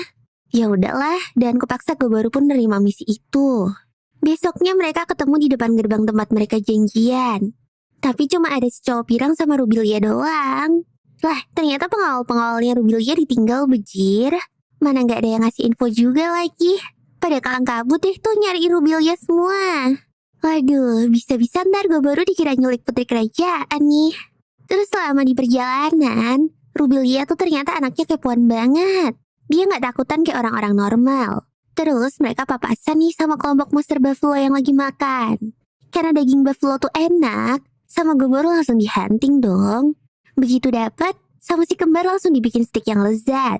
Mereka juga bawa 1 buat narik kendaraannya Gogoro. Pas mereka lagi istirahat lagi, mereka nemuin kelinci berpedang. Nih kelinci tuh gerakannya cepet banget. Kebetulan bisa buat latihan si cewek rambut merah nih. Dan akhirnya si cewek rambut merah pun berhasil ngebunuh tuh kelinci. Si Rubilia juga malah sok-sokan ikut-ikutan ngedeketin monster ayam. Sama Gogoro langsung diangkut dah. Rubilia nih emang dari tadi nakal terus ngir. Dari yang hampir jatuh pas lagi ngebut, sampai ngagetin orang yang lagi megang pisau. Wah ya langsung dihukum deh sama Gogoro. Setelah lanjutin perjalanan lagi, mereka ketemu sama ular tempurung yang mirip kura-kura gitu. Pas dicek sarangnya, ada 88 ekor bikir. Gogoro berasa lihat pasar daging dong. Dia langsung nyuruh si trio bocah tengil buat bantuin nangkep. Pas Gogoro ngehentak tanahnya, mereka langsung gercep nangkepin ular-ular itu sebelum jatuh. Si kembar juga disuruh nyiapin saus dan minuman sama Gogoro. Kali ini Gogoro yang masak dibantu sama Dami. Rubilia juga lagi nice banget tuh. Dia ikut-ikutan bantu-bantu masak. Nah gitu dong Cil, udah dibantuin tuh jangan tengil mulu. Dan jadilah sate ularnya Gogoro. Pas udah mateng, mereka langsung pada makan bareng-bareng tuh. Kalau dari visualnya sih mirip-mirip belut bakar gitu ya guys. Kayaknya enak bikir. Habis itu mereka pun lanjutin perjalanan. Kayak biasanya, Rubilia masih aja kepo-kepo. Bahkan bahunya Gogoro juga sempet-sempetnya dijadiin tempat duduk sama dia. Sedangkan si cowok pirang minta Gogoro buat ngelatih dia. Si Rubilia juga datang tuh pengen ikutan. Ya elah, lu tuh gak diajak, Neng. Tapi karena maksa ya diiyain aja deh sama Gogoro. Biar gak berisik baik. Dari latihan ini Gogoro tuh sadar.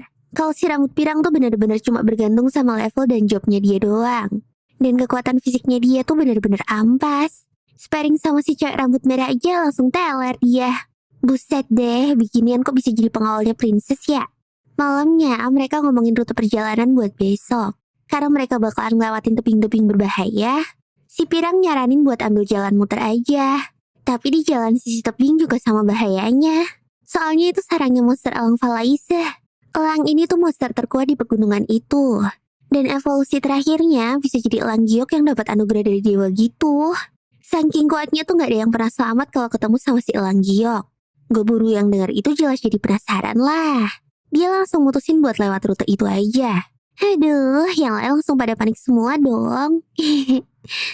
Keesokan harinya, Gogoro udah ada di atas kereta buat ngelawan elang-elang Falaise. Sekali itu berbenang langsung pada ketangkep semua tuh burung. Dan jadilah mereka karage buat sarapan. Loh kok lemah banget ya? Tapi pas jalan lagi, tiba-tiba perasaan gue baru tuh agak gak enak. Dan bener aja dong, elang gioknya langsung muncul. Wah, gue baru langsung gelut tuh sama tuh elang giok. Sampai-sampai mereka-mereka yang ditinggal di kereta tuh khawatir banget. Soalnya udah berjam-jam tapi gak kelar-kelar, Bijil. Tapi Dami bilang kalau dia tuh percaya sama kekuatannya Goboro. Dulu juga pas masih kicik, Goboro pernah ngelawan Redbeard semalaman. Dan kalau ada apa-apa sama Goboro, Dami yang bakalan matiin tuh elang gioknya. Terus tiba-tiba suara gelut mereka perlahan hilang. Dan jadi sunyi banget. Pas buka gorden, Bijir, ada tangan Goboro yang kegeletak dong. Mana pas ngeliat ke atas ternyata kakinya Goboro juga udah hilang satu. Mereka langsung pada panik dan nyuruh Goboro udahan aja dong. Mereka pengen buru-buru kabur dari sana. Tapi tiba-tiba Goboro ngebuang kapaknya. Elang giok juga dengan cepat muter-muterin Goboro. Goboro langsung ambil tangan kirinya yang putus itu pakai benangnya. Dan langsung dia makan dong. Tapi begitu makan tuh tangan, anggota tubuh yang hilang tuh langsung tumbuh lagi, Bijil. Makasih ya udah nemenin gue latihan, kata Goboro sambil pasang muka sok keren. Goboro langsung ganti skin armornya dong. Sayap si elang juga diikat pakai benang-benangnya Goboro. Dan lama-lama pergerakan si elang tuh jadi melambat. Akhirnya Goboro berhasil ngebogem tuh elang sampai jatuh dan ngebikin gempa bumi. Akhirnya tuh elang mati juga. Habis itu Goboro pun nemuin ada sesuatu yang bercahaya di dadanya si elang.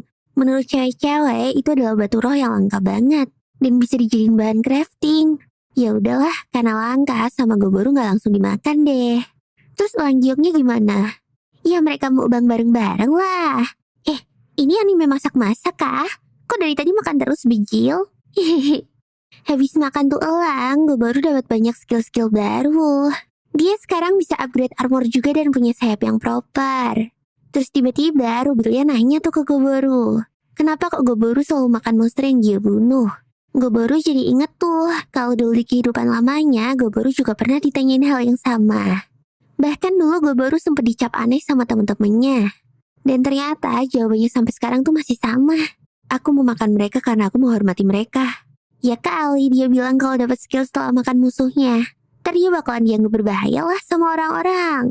Setelah itu, Rubilia jadi banyak diemnya. Ya, lagi overthinking kali ya. Tapi bagus deh, daripada berisik terus ya kan? Hehehe.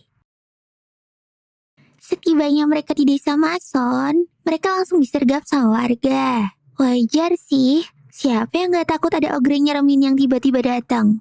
Tapi gak disangka, si Rubilia ngeluarin cahaya terang yang bergambar logo kerajaannya. Warga desa yang lihat itu langsung pada tunduk dan ngasih mereka jalan. Wah, ada gunanya juga ya nih bocil kematian. Mereka terus dikasih fasilitas buat tinggal di rumah kepala desa. Mereka juga piknik-piknik bentar sambil lihat-lihat air terjun yang gede banget. Ciwi-ciwi Goboro pada seneng banget lah ngeliatnya. Dan mereka pun mutusin buat langsung main-main. Setelah itu, mereka ke onsen punya salah satu bangsawan. Wah, bener-bener deh. Mereka tuh dapat privilege gara-gara status Rubilia yang seorang putri kerajaan. Langsung deh, pemandangan nenek pun bertebaran. Pas Rubilia lihat punya cewek serambut merah, tiba-tiba dia nyeletuk kalau punya mereka tuh mirip ukurannya. Tapi kata si Ruby punya dia tuh lagi masa pertumbuhan aja dan gak bakalan kalah. Iyalah, malah adu nenen. Si cewek rambut merah pun cuma ngangong aja gak tahu maksud si Ruby tuh apaan. Habis itu dilanjut mereka party-party bareng warga desa. Ya, anggap aja kayak bayaran karena nginep di desa ini. Tapi mahal juga ya, nginep semalam bayarnya pakai party sekampung. Mana ternyata minuman yang mereka kasih tuh minuman dari elf dulu pula. Tapi banyak juga ya stoknya, sampai bisa diminum sekampung gitu. Mana nggak habis-habis lagi. Terus tiba-tiba ada cowok mabuk yang nggak tahu diri. Dia tuh malah curi-curi kesempatan buat grepein si Dami coba. Wah, salah target lu bos. Ya jelas babak belur lah dia aja Dami. Nah, buat nyairin suasana yang lagi panas, Goboro terus bikin challenge dan nantang semua orang di desa itu buat ngalahin dia adu minum. Dan yang menang bakalan dapat 4 plat perak. Wah, pada tertarik tuh. Tapi hasilnya ya semua orang langsung pada mabok lah. Goboro kan ogre, mana bisa mabok bejil. Dasar manusia-manusia bodoh. Terus pas Goboro nyicipin ikan asin, dia dapat skill-skill baru dong. Lah, kalau aku yang makan ikan asin kok gak dapet skill baru ya? Keesokan harinya, Mereka lanjut jalan OTW ke pegunungan klaster. Ya nggak ada apa-apa sih di perjalanan dan damai-damai aja. Sampai tiba-tiba gue baru notice nih, kalau si kembar tuh kayak nggak enak badan gitu. Bilangnya sih cuma kecapean karena semalam mereka yang masak buat party-party. Tapi iya juga sih, siapa yang nggak capek coba kalau masak buat orang sekampung gitu. Jadi deh, gue baru nawarin kalau malam ini biar dia aja yang masak gantiin mereka. Terus keesokan harinya, pas mereka udah lanjut jalan lagi, tiba-tiba si kembar tuh kesakitan dan keringet dingin. Alah, taunya mereka tuh hamil dong, bejil. Mana hamilnya langsung gede gitu lagi perutnya. Ya udah ketebak sih ini pasti hamil anaknya Goboro. Ras Ogre kan tumbuhnya cepet banget. Mana perutnya udah kayak mau meledak gitu. Jadi deh, Goboro pun langsung hubungin Gobji di kampung. Goboro rencananya mau balik ke desa Mason lagi. Tapi nggak usah tuh kata si Gobji. Soalnya mereka tuh nggak bakalan sempet. Apalagi bayi Ogre tuh bakalan nyedot nutrisi ibunya terus-terusan. Nah masalahnya tuh ibu mereka kan manusia. Jadi ya nggak bakalan sekuat Ogre. Bisa-bisa nanti malah tenaga ibunya yang habis duluan. Dan malah mati bareng anaknya di kandungan. Jadilah Goboro langsung ngebut buat nyari tempat persembunyian sementara. Si kembar kelihatan tryhard banget buat bertahan hidup. Goboro jadi nggak tega nih ngeliat mereka kesakitan gini. Si kembar terus coba buat ngehibur Goboro. Mereka ngomong kalau mereka tuh bakalan baik-baik aja kok. Dan bentar lagi bakalan ngelahirin anaknya Goboro. Tapi keadaan si kembar tuh makin lama makin parah. Pas dicek sama si alkemis, tangan mereka tuh udah makin kecil banget. Potion-potion juga nggak ada yang mempan buat mereka. Goboro nggak bisa tinggal diem gini aja. Dia langsung nyopot tangannya sendiri dan nyuruh mereka buat makan tuh tangan. Tapi mereka ya mana mau lah bejir. Rasanya kayak apa coba? Mana makannya mentah gitu lagi. Wah. Tapi akhirnya sama Goboro dipaksa deh. Goboro nyuapin langsung lewat cuman bibir. Mereka pun akhirnya pasrah. Dan bisa ngemakan tuh tangan. Setelah itu akhirnya mereka nemu ada satu goa yang lumayan oke. Di situ ada 4 monster beruang dan langsung diurus sama si trio tengil. Goboro si calon papa langsung tanggap mau bikinin kasur biar mereka tuh bisa istirahat dengan nyaman. Waduh, ngeliat perutnya yang tambah gede tiap menit gitu gak sanggup aku cuy. Apa gak ngeri tiba-tiba meleduk ya? Goboro pun langsung pakai skill healingnya buat ngurangin rasa sakit mereka. Bahkan sampai malam dan badai salju di luar pun mereka gak pindah posisi sama sekali. Sampai akhirnya mereka pun teriak-teriak kesakitan karena perutnya udah makin gede. Seiji yang nontonin dari bola sihir ngasih tahu kalau ini tuh bentar lagi udah mau ngelahirin. Goboro yang jadi dokter kandungan dadakan nyuruh Seiji untuk komando dia operasi sesar tuh kembar. Setelah beberapa saat, akhirnya lahir juga 2 bayi lucu. Si kakak brojolin anak perempuan dan si adik brojolin anak laki-laki. Bekas sesarnya langsung hilang nih karena dipakein skill healing sama Goboro. Begitu kelar, Goboro langsung mojok deh. Sensasi jadi ayah untuk pertama kalinya benar-benar ngebikin dia gemetaran. Dia terharu banget di hari ke-111 dia hidup di dunia ini, dia tuh udah jadi seorang ayah. Pas Rubilia nyoba gendong, malah dikatain mirip monyet dong bayinya. Mulutnya itu loh gak dikontrol. Terus tiba-tiba Gobju ngomong kalau dia tuh mau lihat anak-anaknya Goboro. Dia khawatir kalau mereka tuh punya darah campuran. Dan bener aja, mereka emang darah campuran. Tandanya adalah anak-anak Goboro tuh cuma punya 1 tanduk doang. Terus sama Gobji tuh diingetin kalau dunia ini tuh ngebenci sesuatu yang berbeda, yaitu darah campuran. Dan sejarahnya, sesuatu yang beda itu seringnya malah ngebawa malapetaka. Tapi Goboro milih mending dia tuh ngasih kasih sayang yang banyak, sampai ngelebihin rasa benci yang mereka terima. Jadi Goboro tuh gak mau ada satupun yang ngapa-ngapain anak-anaknya itu. Wah bener-bener, Goboro udah jadi ayah yang penyayang cuy. Seiji juga ngomong kalau dia dan semua anggota Parabellum bakalan ngebantu Goboro. Goboro terus notice nih kalau 2 anaknya ini tuh lahir dengan orb di tangannya. Itu tanda kalau mereka ini adalah kaum Lord. Goboro sih nebak kalau ini tuh pasti gara-gara dia dulu pernah makan orb sama Dragon Spear. Oh iya, BTW mereka dikasih nama Auro sama Argento ya. Dan nama si kembar itu tuh ternyata Felicia sama Alma. Ya ampun, udah 10 episode baru sekarang dong nama mereka di-reveal. Hehehe. Goboro sebagai suami siaga tuh minta mereka buat tetap kerja sama. Dan mereka pun juga oke-oke aja. Keesokan harinya, Goboro keluar untuk nyari mangsa. Tapi nggak lama dia keluar dari gua, dia langsung ketemu monster rusa putih yang besar tapi cantik banget. Dari luarnya aja tuh udah kelihatan kalau nih rusa tuh kuat banget dan bakalan susah dilawan sama Goboro. Bahkan chance menang Goboro tuh cuma 30% doang loh. Tapi Goboro justru merasa tertantang. Pas dia udah ngeluarin armornya, nih rusa malah diem doang dong. Kayaknya dia lagi ngebatin. Nih kecoa bertingkah amat dah, kocak. Terus tiba-tiba tanduknya lepas dan rusanya tuh pergi gitu aja. Tanduk rusanya sama Geboru tuh jelas gak mau disia-siain lah. Dia malah keinget tuh sama anak-anaknya. Ya udah, jadi deh dia simpenin buat makan anaknya aja. Biar mereka yang makan. Jadilah Geboru lanjut jalan buat nyari-nyari mangsa. Sampai akhirnya dia ketemu ada party manusia yang lagi ngelawan monster Fomorian. Nih party itu kuat banget. Bahkan bisa dibilang party terkuat yang pernah ditemuin Geboru selama ini. Dalam sekejap mereka tuh bisa ngeratain Fomorian itu. Nyisa Balor sang bosnya doang. Dan pas Balor mau siap-siap nyerang pakai serangan terkuatnya, tiba-tiba ada sihir yang nembak dia dari jauh dan langsung hancur tuh badannya. Pelakunya ya siapa lagi kalau bukan Geboru. Tangannya aja sampai jadi sniper gitu. Bejil, jurus apa lagi nih woi? Habis Geboru nyamperin party manusia itu, dia ngeliat powernya. Dan si cowok rambut kuning ini tuh beneran kuat banget deh. Tadinya Geboru berniat mau ngelawan mereka dan ngejadiin santapannya. Tapi dia milih buat berdamai aja dan muji kekuatan mereka. Geboru terus ngasih potion sebagai kompensasi gara-gara balornya tuh mau diambil sama dia. Mereka sih percaya-percaya aja ya. Setelah Geboru masukin balor ke kotaknya, dia tuh langsung pamit pergi deh. Pas Geboru udah ngilang, party manusia itu pada kaget nih, karena baru kali ini mereka ngeliat ogre kuat itu. Bahkan si leader yang punya skill Premonition of Death jadi tambah takut. Karena sepenglihatan dia, kalau mereka ngelawan Geboru, mereka yang bakalan meninggoy semua bijir. Geboru yang makan balor sambil jalan pulang langsung dapat banyak skill-skill baru. Wah, pokoknya sampai pusing sendiri deh dia gara-gara kebanyakan skill.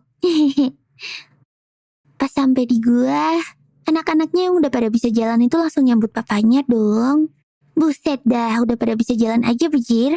Padahal umur mereka tuh belum ada sehari loh. Geboru pun langsung ngasih makan mereka tanduk rusa putih tadi. Dan orb mereka langsung menyala. Geboru juga nyicipin tuh tanduk dong. Baru juga sesendok. Langsung muncul banyak skill-skill yang Geboru gak kenal. Bahkan si cewek rambut merah yang ikutan makan juga langsung dapet job baru. Di sini Geboru langsung kepikiran deh. Kalau dia tuh kayaknya baru aja melakukan kesalahan. Dia harusnya gak nantangin tuh rusa. Soalnya kalau dia beneran ngelawan tuh rusa tadi, udah pasti Geboru yang bakalan mati lah. Terus malamnya, pas Geboru nutup matanya untuk tidur, tiba-tiba muncul tulisan di kepalanya. Level Geboru udah melebihi batas, dan ada beberapa skill yang dihapus. Tapi dia juga dapat skill baru dong. Terus Geboru dapat tawaran untuk berevolusi, dan muncul banyak keterangan-keterangan baru. Akhirnya, Geboru pun mutusin buat ngambil evolusi terbarunya itu. Nah, paginya, Dami dan yang lainnya tuh langsung kaget tuh waktu ngeliat wujud barunya Geboru. Ukuran Geboru jadi mengecil kayak manusia biasa. Wajahnya juga makin mirip manusia. Besoknya Geboru beneran udah berubah banget cuy fisiknya. Bentuknya yang sekarang udah lebih ganteng daripada yang kemarin. Terus sekarang gantian cewek alkemi sama pandai besi yang hamil. Buset, Geboru gacor juga ya ternyata. Dan karena Geboru udah berpengalaman jadi bidan, mereka langsung cari tempat aman buat ngelahirin. Nggak lama langsung kedengeran tuh suara anak bayi mele. Spinol si alkemis ngelahirin anak cewek manusia. Sama Geboru dikasih nama Nicola. Terus Emery si pandai besi ngelahirin ogre yang bernama Oniwaka. Jir, kalau dibandingin langsung gini, ukuran bayi manusia sama ogre tuh beda banget cuy. Setelah beres ngelahirin, mereka langsung deh cus jalan lagi. Soalnya besok pasti mereka udah sampai di pos pemberhentian terakhir. Sesampainya di sana, Rubilia langsung hensin jadi anak SD. Maksudnya buat nyamar gitu. Ya, alasan si Rubilia nyamar tuh karena di sini udah deket sama kerajaan tujuan. Jadi kalau ketahuan kan bisa gawat, bro. Gue baru nyuruh para mama muda buat istirahat di penginapan. Sedangkan dia mau ke guild buat cari info. Si trio tengil aslinya ogah-ogahan tuh buat ikut. Tapi karena dipaksa sama Geboru, ujung-ujungnya jadi ikut juga deh. Di dalam guild, Geboru benar-benar narik perhatian banget. Karena fisiknya yang kelihatan kuat, banyak orang yang ngajakin dia buat gelut.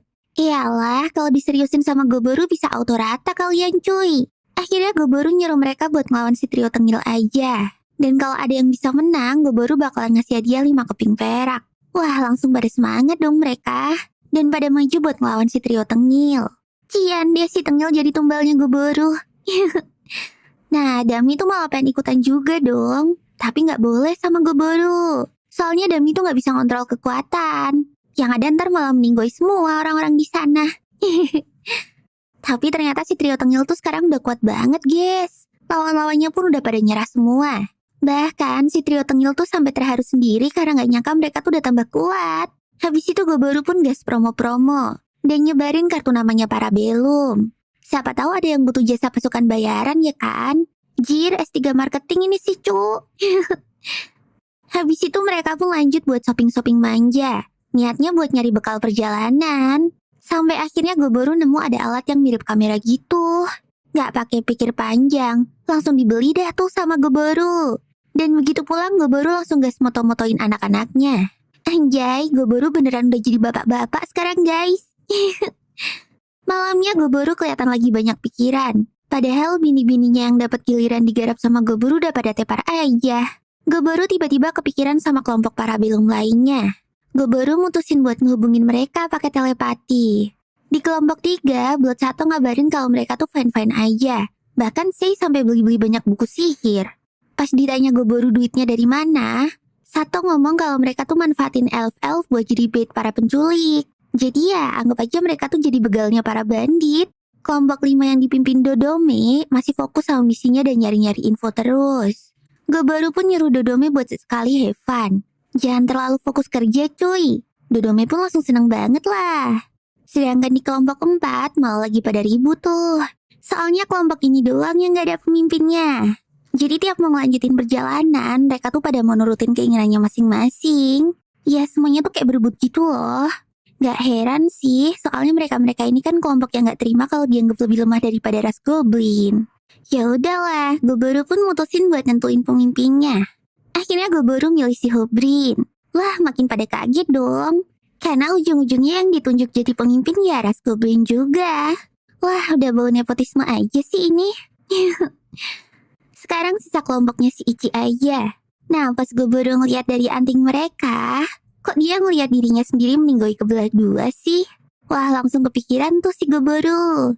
Jangan-jangan ini tanda-tanda Goboro bakalan meninggoy beneran. Dami juga langsung kelihatan khawatir tuh. Gara-gara itu, keesokan harinya Goboro mutusin buat ke kota labirin dulu, buat nyamperin si Kichi. Rubilia aslinya gak suka tuh karena perjalanannya ke pending lagi. Tapi setelah ngedengerin penjelasannya Goboro, akhirnya dia ngizinin dan mereka pun cus ke kota labirin. Gak kerasa udah 1 hari mereka di perjalanan. Harusnya besok mereka udah sampai tuh di kota labirin.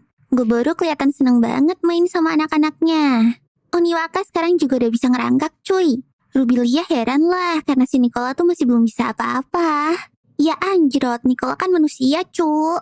Serem amat kalau bayi manusia baru sehari bisa ngerangkak. Jangan disamain sama bayi ogre lah anjing.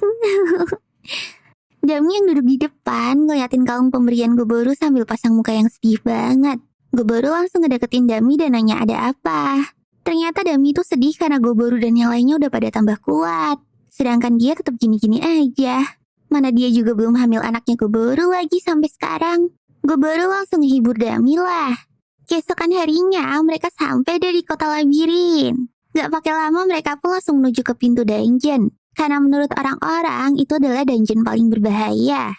Bahkan menurut petinggi kota banyak petualang yang kerepotan karena ada monster yang lagi bikin heboh di dungeon ini. Dan bener aja, gak lama kemudian banyak orang-orang yang berlarian keluar. Mereka ngomong ada monster Minotaur yang ngeri banget. Goboro kaget dong. Hah? Monster Minotaur? Bener aja, dari dalam dungeon kedengeran suara langkah kaki yang berat dan nyeremin banget. Dan pas keluar, ternyata itu adalah Kichi sama Arte yang udah jadi segede Titan dong, becil. Kok lu sekarang jadi kecil sih? Kata Kichi ke Goboro.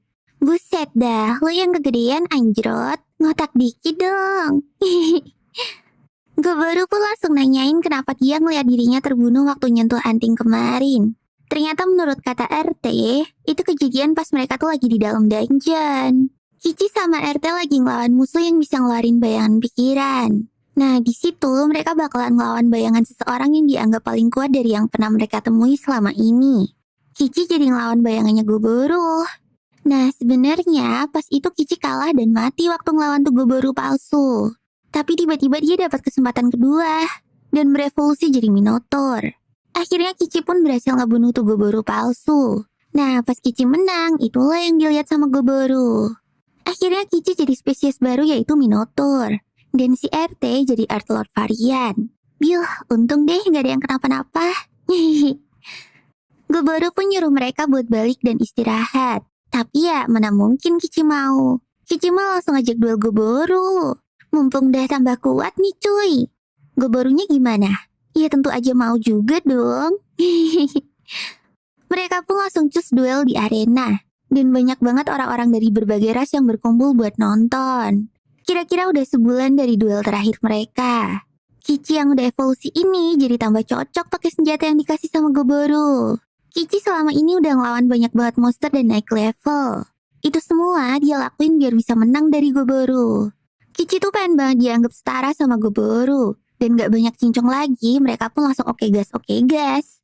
Serangan pertama mereka aja udah berasa kayak efek bom nuklir bejil. Kapak Kici tuh berat banget. Goboro aja yakin kalau cuma Kici doang yang bisa ngangkat tuh kapak.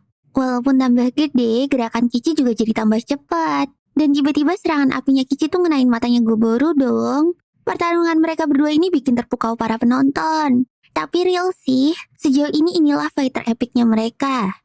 Kici yang sekarang tuh bener-bener tambah jago. Dia bisa ngegunain dua elemen sekaligus yaitu api dan listrik. Tentu aja ini bikin Goboro jadi agak kerepotan dong. Kici langsung maju buat nyerang lagi. Goboro juga gak mau kalah. Kici diserang dari belakang pakai sihirnya Goboro. Dan Kici langsung ngasih serangan balasannya. Dia ngesaman banteng biru dong. Waduh, untungnya bukan merah ya bantengnya. Skill Kici itu berhasil ngedorong Goboro. Goboro pun terpaksa pakai skill buff-nya. Dia ngeluarin aura gelap. Ini skill fungsinya tuh kayak ngebuff Goboro gitu. Dan akhirnya dia berhasil ngebanting Kici bareng sama bantengnya. Goboro langsung lanjut nyerang Kici pakai skill arts-nya yaitu Thousand Spear. Tapi Kici ngebalas dengan ngeluarin api yang gede banget. Skill ini tuh sempat bikin Goboro kebingungan. Sampai akhirnya dia loncat buat ngehindarin ledakan. Terus akhirnya Kici ngeluarin semua yang dia punya. Goboro panik dong. Karena Kici tuh gak mikirin sekitarnya. Yang dipikirin cuma ngalahin Goboro doang. Dan bener aja, serangannya Kici tuh ngebikin ledakan yang gede banget. Orang-orang yang nonton tuh sampai kena efek ledakannya. Pas udah kelar, Kici baru sadar sama kelakuannya barusan. Dia langsung khawatir sama orang-orang yang pada nonton. Sedangkan Goboro mukanya udah empet banget. Ya gimana gak marah? Di pinggir arena ada anak-anaknya juga yang lagi nonton becil. Kalau sampai mereka kenapa-kenapa gimana cu? Untung tadi Goboro sempat kendaliin aliran udara. Dan bikin semua serangan Kici buat fokus stay di arena ini aja. Jadi cuma Goboro doang yang kena. Goboro langsung balas pakai skill intimidasinya dong buat ngebikin Kici nggak bisa gerak. Terus pakai Black Demon Charge-nya, Goboro tanpa segan ngebogem Kici sampai terbang.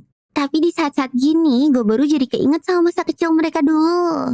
Goboro waktu itu juga sering negur Kici gara-gara emang tolol tuh anak. Ya entah kenapa Goboro jadi nostalgia sendiri tuh. Dan Kici pun akhirnya mental sampai bulan. Aduh, mampus rasain tuh Kici. Beberapa waktu kemudian, akhirnya mereka sampai juga ke tempat tujuan, yaitu kerajaan Oswell. Oh iya, ternyata tuh duel Goboro sama Kici kemarin berlangsung sampai pagi dong. Nah, kelar gelut, mereka pisahan. Kici dan yang lainnya cabut balik ke rumah duluan. Sedangkan Goboro dan rombongan lanjutin perjalanan ke Oswell. Sesampainya di kotanya, mereka kaget banget sama keadaan ibu kota yang lumayan modern. Bahkan jalannya udah diaspal. Dan ada saluran air di masing-masing rumah. Beda jauh anjir sama gua milik mereka. Belum masalah fashion. Baju-baju penduduk udah pada modis cuy. Habis itu Rubilia langsung ngajakin mereka ke istana. Sesampainya di sana, lagi-lagi Goboro dan yang lainnya terkejut-kejut. Soalnya gedungnya tuh megah banget. Mana ternyata ini tuh kediaman pribadinya Rubilia lagi. Anjir nih bocil kayak juga ya. Kirain model princess-princess gembel gitu. Goboro dan kawan-kawan yang biasanya tinggal di goa ya jelas emis banget lah. Gak lupa Rubilia juga ngucapin terima kasih ke Goboro. Karena udah ngejagain dia selama perjalanan. Rubilia pun ngasih hadiah spesial. Yaitu nginep semalam di istana dengan fasilitas VVIP. Anjay, spesial banget gak tuh? Mereka pun langsung keliling istana. Dan dilanjut makan-makan sepuasnya sampai pada buncit perutnya. Terus malamnya, Spinel sama Emery ternyata gak kuat dong sama kemewahan-kemewahan ini. Mereka malah nggak bisa tidur gara-gara kasurnya terlalu empuk. Tapi untungnya sih anak-anaknya pada betah dan bisa bobok dengan nyenyak. Si kembar juga sama. Mereka nggak betah karena di kamar tuh terlalu wangi. Kayaknya nih kembar udah terbiasa deh sama bau goblin di gua kali ya. Tapi yang paling penting mah anak-anak pada suka ya bunda. Keesokan harinya, gue baru bangun dengan perasaan puas banget. Puas gara-gara habis main sama 2 cewek ya? Apa puas karena kasurnya empuk nih? Habis itu Rubilia ngasih hadiah tambahan lagi ke gue baru. Katanya sih ini namanya Princess Bill. Semacam free pass gitu buat keluar masuk ibu kota tanpa dicek. Gue baru jadi agak ses nih. Kok bisa-bisanya Rubilia ngasih sesuatu yang berharga kayak gini ke gue baru? Apa Rubilia nggak curiga kalau gue baru bakalan menyalahgunakan nih kartu, ha? Tapi Rubilianya tuh udah percaya banget sama gue baru. Soalnya selama perjalanan kemarin, Rubilia jadi tahu kalau gue baru tuh tipe orang yang kayak gimana. Rubilia juga berencana buat nyewa jasa gue baru lagi. Kalau pakai tuh kartu kan gue baru jadi gampang kalau dipanggil-panggil lagi. Gue baru kaget lah dengarnya. Soalnya ternyata Rubilia tuh pinter juga dong. Ya udah, gue baru akhirnya nerima-nerima aja. Toh nggak ada ruginya kan? Dapat langganan orang kaya, cuy. Setelah itu gue baru dan yang lainnya siap-siap buat pulang. Mereka cuma diantar sama si bocah pengawal. Soalnya Rubilia udah dilarang keluar istana. Takut kabur-kaburan lagi kali ya. Hihihi.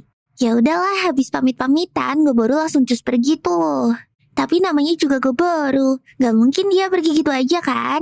Gue baru ternyata udah nyebar keloningan kecil-kecilnya di seluruh penjuru ibu kota. Jadi kalau terjadi apa-apa tuh gue baru bakalan langsung tahu.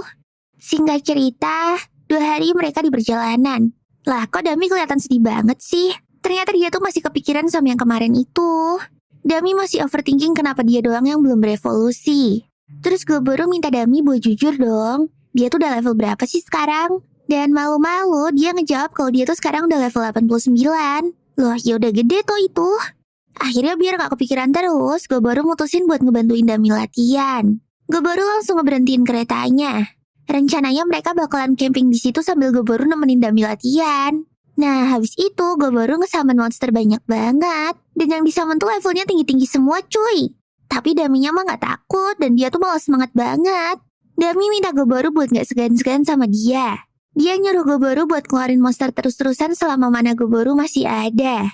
Akhirnya si Dami latihan tuh sampai maghrib. Dan hasilnya Dami udah ngalahin 5 Black Fomorian, 10 Black Troll, dan 20 Black Ogre. Bejil, ngeri juga nih cewek. Udah kayak solo leveling aja cuy.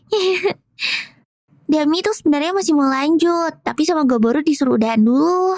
Dan bener aja dong, Daminya langsung pingsan. Gue baru terus ngebawa Dami ke tenda mereka. Tapi begitu sampai, gue barunya juga lemes dong. Dia ngerasa ngantuk gitu. Spinel ngejelasin kalau itu tuh tandanya mana gue baru udah mau habis. Untung aja habisnya bukan di medan perang beneran tuh. Ya udahlah, untuk mulihin kondisi mereka pun langsung makan malam bareng-bareng. Pas mau lagi tidur, tiba-tiba Dami dapat notif kalau dia tuh udah bisa evolusi. Ya langsung diokein lah sama dia. Kan ini yang ditunggu-tunggu. Paginya pas bangun, gue baru dibangunin sama cewek yang suaranya onesan banget. Kiu, ternyata Dami udah evolusi jadi vampir Nobel dong. Mana tambah cantik dan montok pula. Si Dami ganti nama lagi jadi Katerina. Dan sekarang dia resmi jadi istrinya gue baru. Loh, berarti selama ini dia tuh kumpul kebo dong. Ya udahlah, buruan bikin resepsi sana. Tiba-tiba si Dami ketawa sendiri dong saking senengnya. Gue baru pun langsung melukin Dami. Gue baru benar-benar seneng banget. Bukan karena Dami udah bisa berevolusi ya. Tapi gue baru tuh seneng karena akhirnya Dami udah bisa ketawa dan gak sedih-sedih lagi. Cuitnya gue baru. Keesokan harinya, mereka akhirnya sampai juga di hutan kelahiran mereka. Gue baru curhat kalau dia tuh kangen sama bau guanya. Ya walaupun sempit, tapi tuh gua tuh nyaman banget bagi gue baru. Tapi sesampainya di sana, mana guanya anjir? Kok malah ada istana megah gini? Mana lebih mewah daripada istananya Rubilia pula? Oh alah, ternyata anak buahnya gue baru tuh sengaja ngerenov tempat tinggal mereka. Soalnya udah mulai sempit dan gak cukup gitu. Sama ya, hitung-hitung ngasih kejutan lah ke gue baru. Soalnya dari dulu kan gue baru nih yang sering ngasih surprise ke mereka. Sekarang gantian deh. Si gue baru mah cuma bisa speechless doang. Kici pun lanjut ngajak gue baru buat keliling sambil ngeliat fasilitas-fasilitas baru mereka. Jadi sekarang mereka tuh punya kebun yang luas juga. Dan tiba-tiba ada Dryad ijo selingkuhannya Goboro. Dia ngasih tahu kalau benih-benih yang dia tanam tuh udah pada siap panen. Oh alah, ternyata nih Dryad juga udah pindah ke sini toh. Dami yang nontonin itu langsung cemburu banget lah. Yang sabar ya Dami. Gak lupa mereka juga kedatangan penghuni-penghuni baru tuh. Ada spesies catseeds yang imut-imut banget. Ya walaupun gak bisa bertarung, tapi tangannya tuh terampil banget buat bikin-bikin sesuatu. Dan yang terpenting mereka tuh lucu banget guys. Fua-fua gitu deh. Terus tiba-tiba Seiji manggil-manggil mereka dengan panik dong. Lah ada apaan sih? Ternyata kakek Gobji tuh umurnya udah gak lama lagi. Lah langsung deh mereka pada nengokin.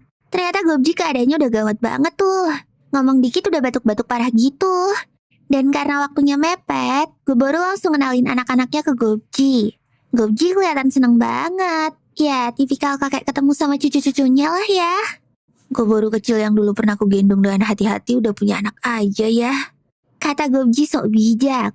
Goboro yang dengar itu ya gak terima lah. Hati-hati dari mananya buset. Orang dulu pas bayi cuma digelundungin di tanah doang, jir.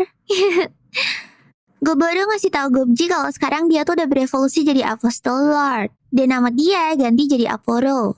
Ogrekichi jadi Minokichi dan Dami jadi Kanami. Mereka sih suka-suka aja sama nama barunya. Tapi Gobji malah ngatain, kamu pasti males muter otak buat ngasih nama yang bagus ya buat mereka. Lah becil, nama bikinan lu tuh malah lebih jelek kakek. Ya intinya Gobji tuh seneng deh bisa ngeliat bayi-bayi goblin jelek itu ada yang jadi Apostle Lord. Hidupku ini tidak begitu buruk. Begitulah kata-kata terakhirnya Gobji. Akhirnya si kakek pun meninggoy juga. Tapi pas dilihat-lihat lagi, lah kok tititnya ngaceng cuy. Wah emang dasar ya bawaan mesum dari lahir nih kakek. Pas mereka lagi ngekremasi Gobji, Goboro baru sadar kalau Gobji tuh umurnya 20 tahunan. Soalnya Goboro belum tahu nih rata-rata umur goblin tuh berapa. Tapi ya udah deh, pokoknya Goboro bakalan pastiin kalau dia akan manfaatin waktu sebaik-baiknya di kehidupan keduanya kali ini. Dan biar suasananya gak murung mulu, Goboro pun ngajakin mereka untuk bikin turnamen. Kan udah lama nih mereka gak tes kekuatan. Apalagi anak buahnya Goboro kan habis berpetualang sendiri-sendiri. Jadi mereka tuh bisa nunjukin progres masing-masing. Dan di turnamen kali ini, anak-anak kiciknya Goboro juga mau ikutan. Ih, bocil-bocil kalian harusnya main gundu aja lah sana. Dan di turnamen kali ini, aturannya adalah mereka cuma boleh pakai tangan kosong. Dan duelnya kelar pas ada salah satu yang nyerah. Gak pakai lama, pertarungan langsung dimulai. Kanami ngelawan Spellsei, Arte ngelawan Bloodsei, dan Neki ngelawan Dodome. Nah, yang ini agak beda nih, soalnya Dodome kan gak bisa gelut cuy. Dia cuma bisa menghindar-menghindar doang. Setelah kerocok-kerocoknya pada selesai gelut, giliran bos-bosnya nih. Ya siapa lagi kalau bukan Goboro lawan Kichi. Sebelum gelut mereka pun berterima kasih satu sama lain. Soalnya ya mereka bisa di titik ini karena kerjasama yang epik dari kecil. Akhirnya pertarungan mereka pun dimulai dan sengit. Singkat cerita pertarungan pun berakhir. Juara satunya, oh tentu aja Goboro dong. Juara duanya si Kichi, ketiga Kanami, dan keempat RT. Ya nggak kaget sih. Yang jadi juara tuh para pemimpin-pemimpin kelompok yang emang kuat-kuat banget. Kelar gelut ya saat-saatnya party. Gak lupa juga buat minum-minumnya ya kan. Enak banget ya hidup isinya cuma gelut partiski di papap dan tidur doang. Keesokan harinya, Goboro yang lagi enak-enak tidur ditelepon sama Rubilia. Goboro udah kesel nih gara-gara bobonya diganggu. Tapi ternyata si Rubilia nih mau komis jasanya Parabellum lagi. Misi kali ini tuh bakalan gede banget sih. Ditambah lagi Parabellum sekarang kan udah ada 400 anggota. Jadi kalau tiba-tiba nolak komisannya Rubilia, yang ada mereka bakalan berurusan sama kerajaan ntar. Ya udah deh, mau nggak mau Goboro pun nerima tuh orderan. Dan keesokan harinya, Goboro beserta Parabellum Mercenary Company pada berbaris dan bersiap untuk OTW ke ibu kota. Wah, ada pakai seragam juga mereka cuy. Dan ini Anemari Monster pun udah berakhir ya guys. Semangat Goboro!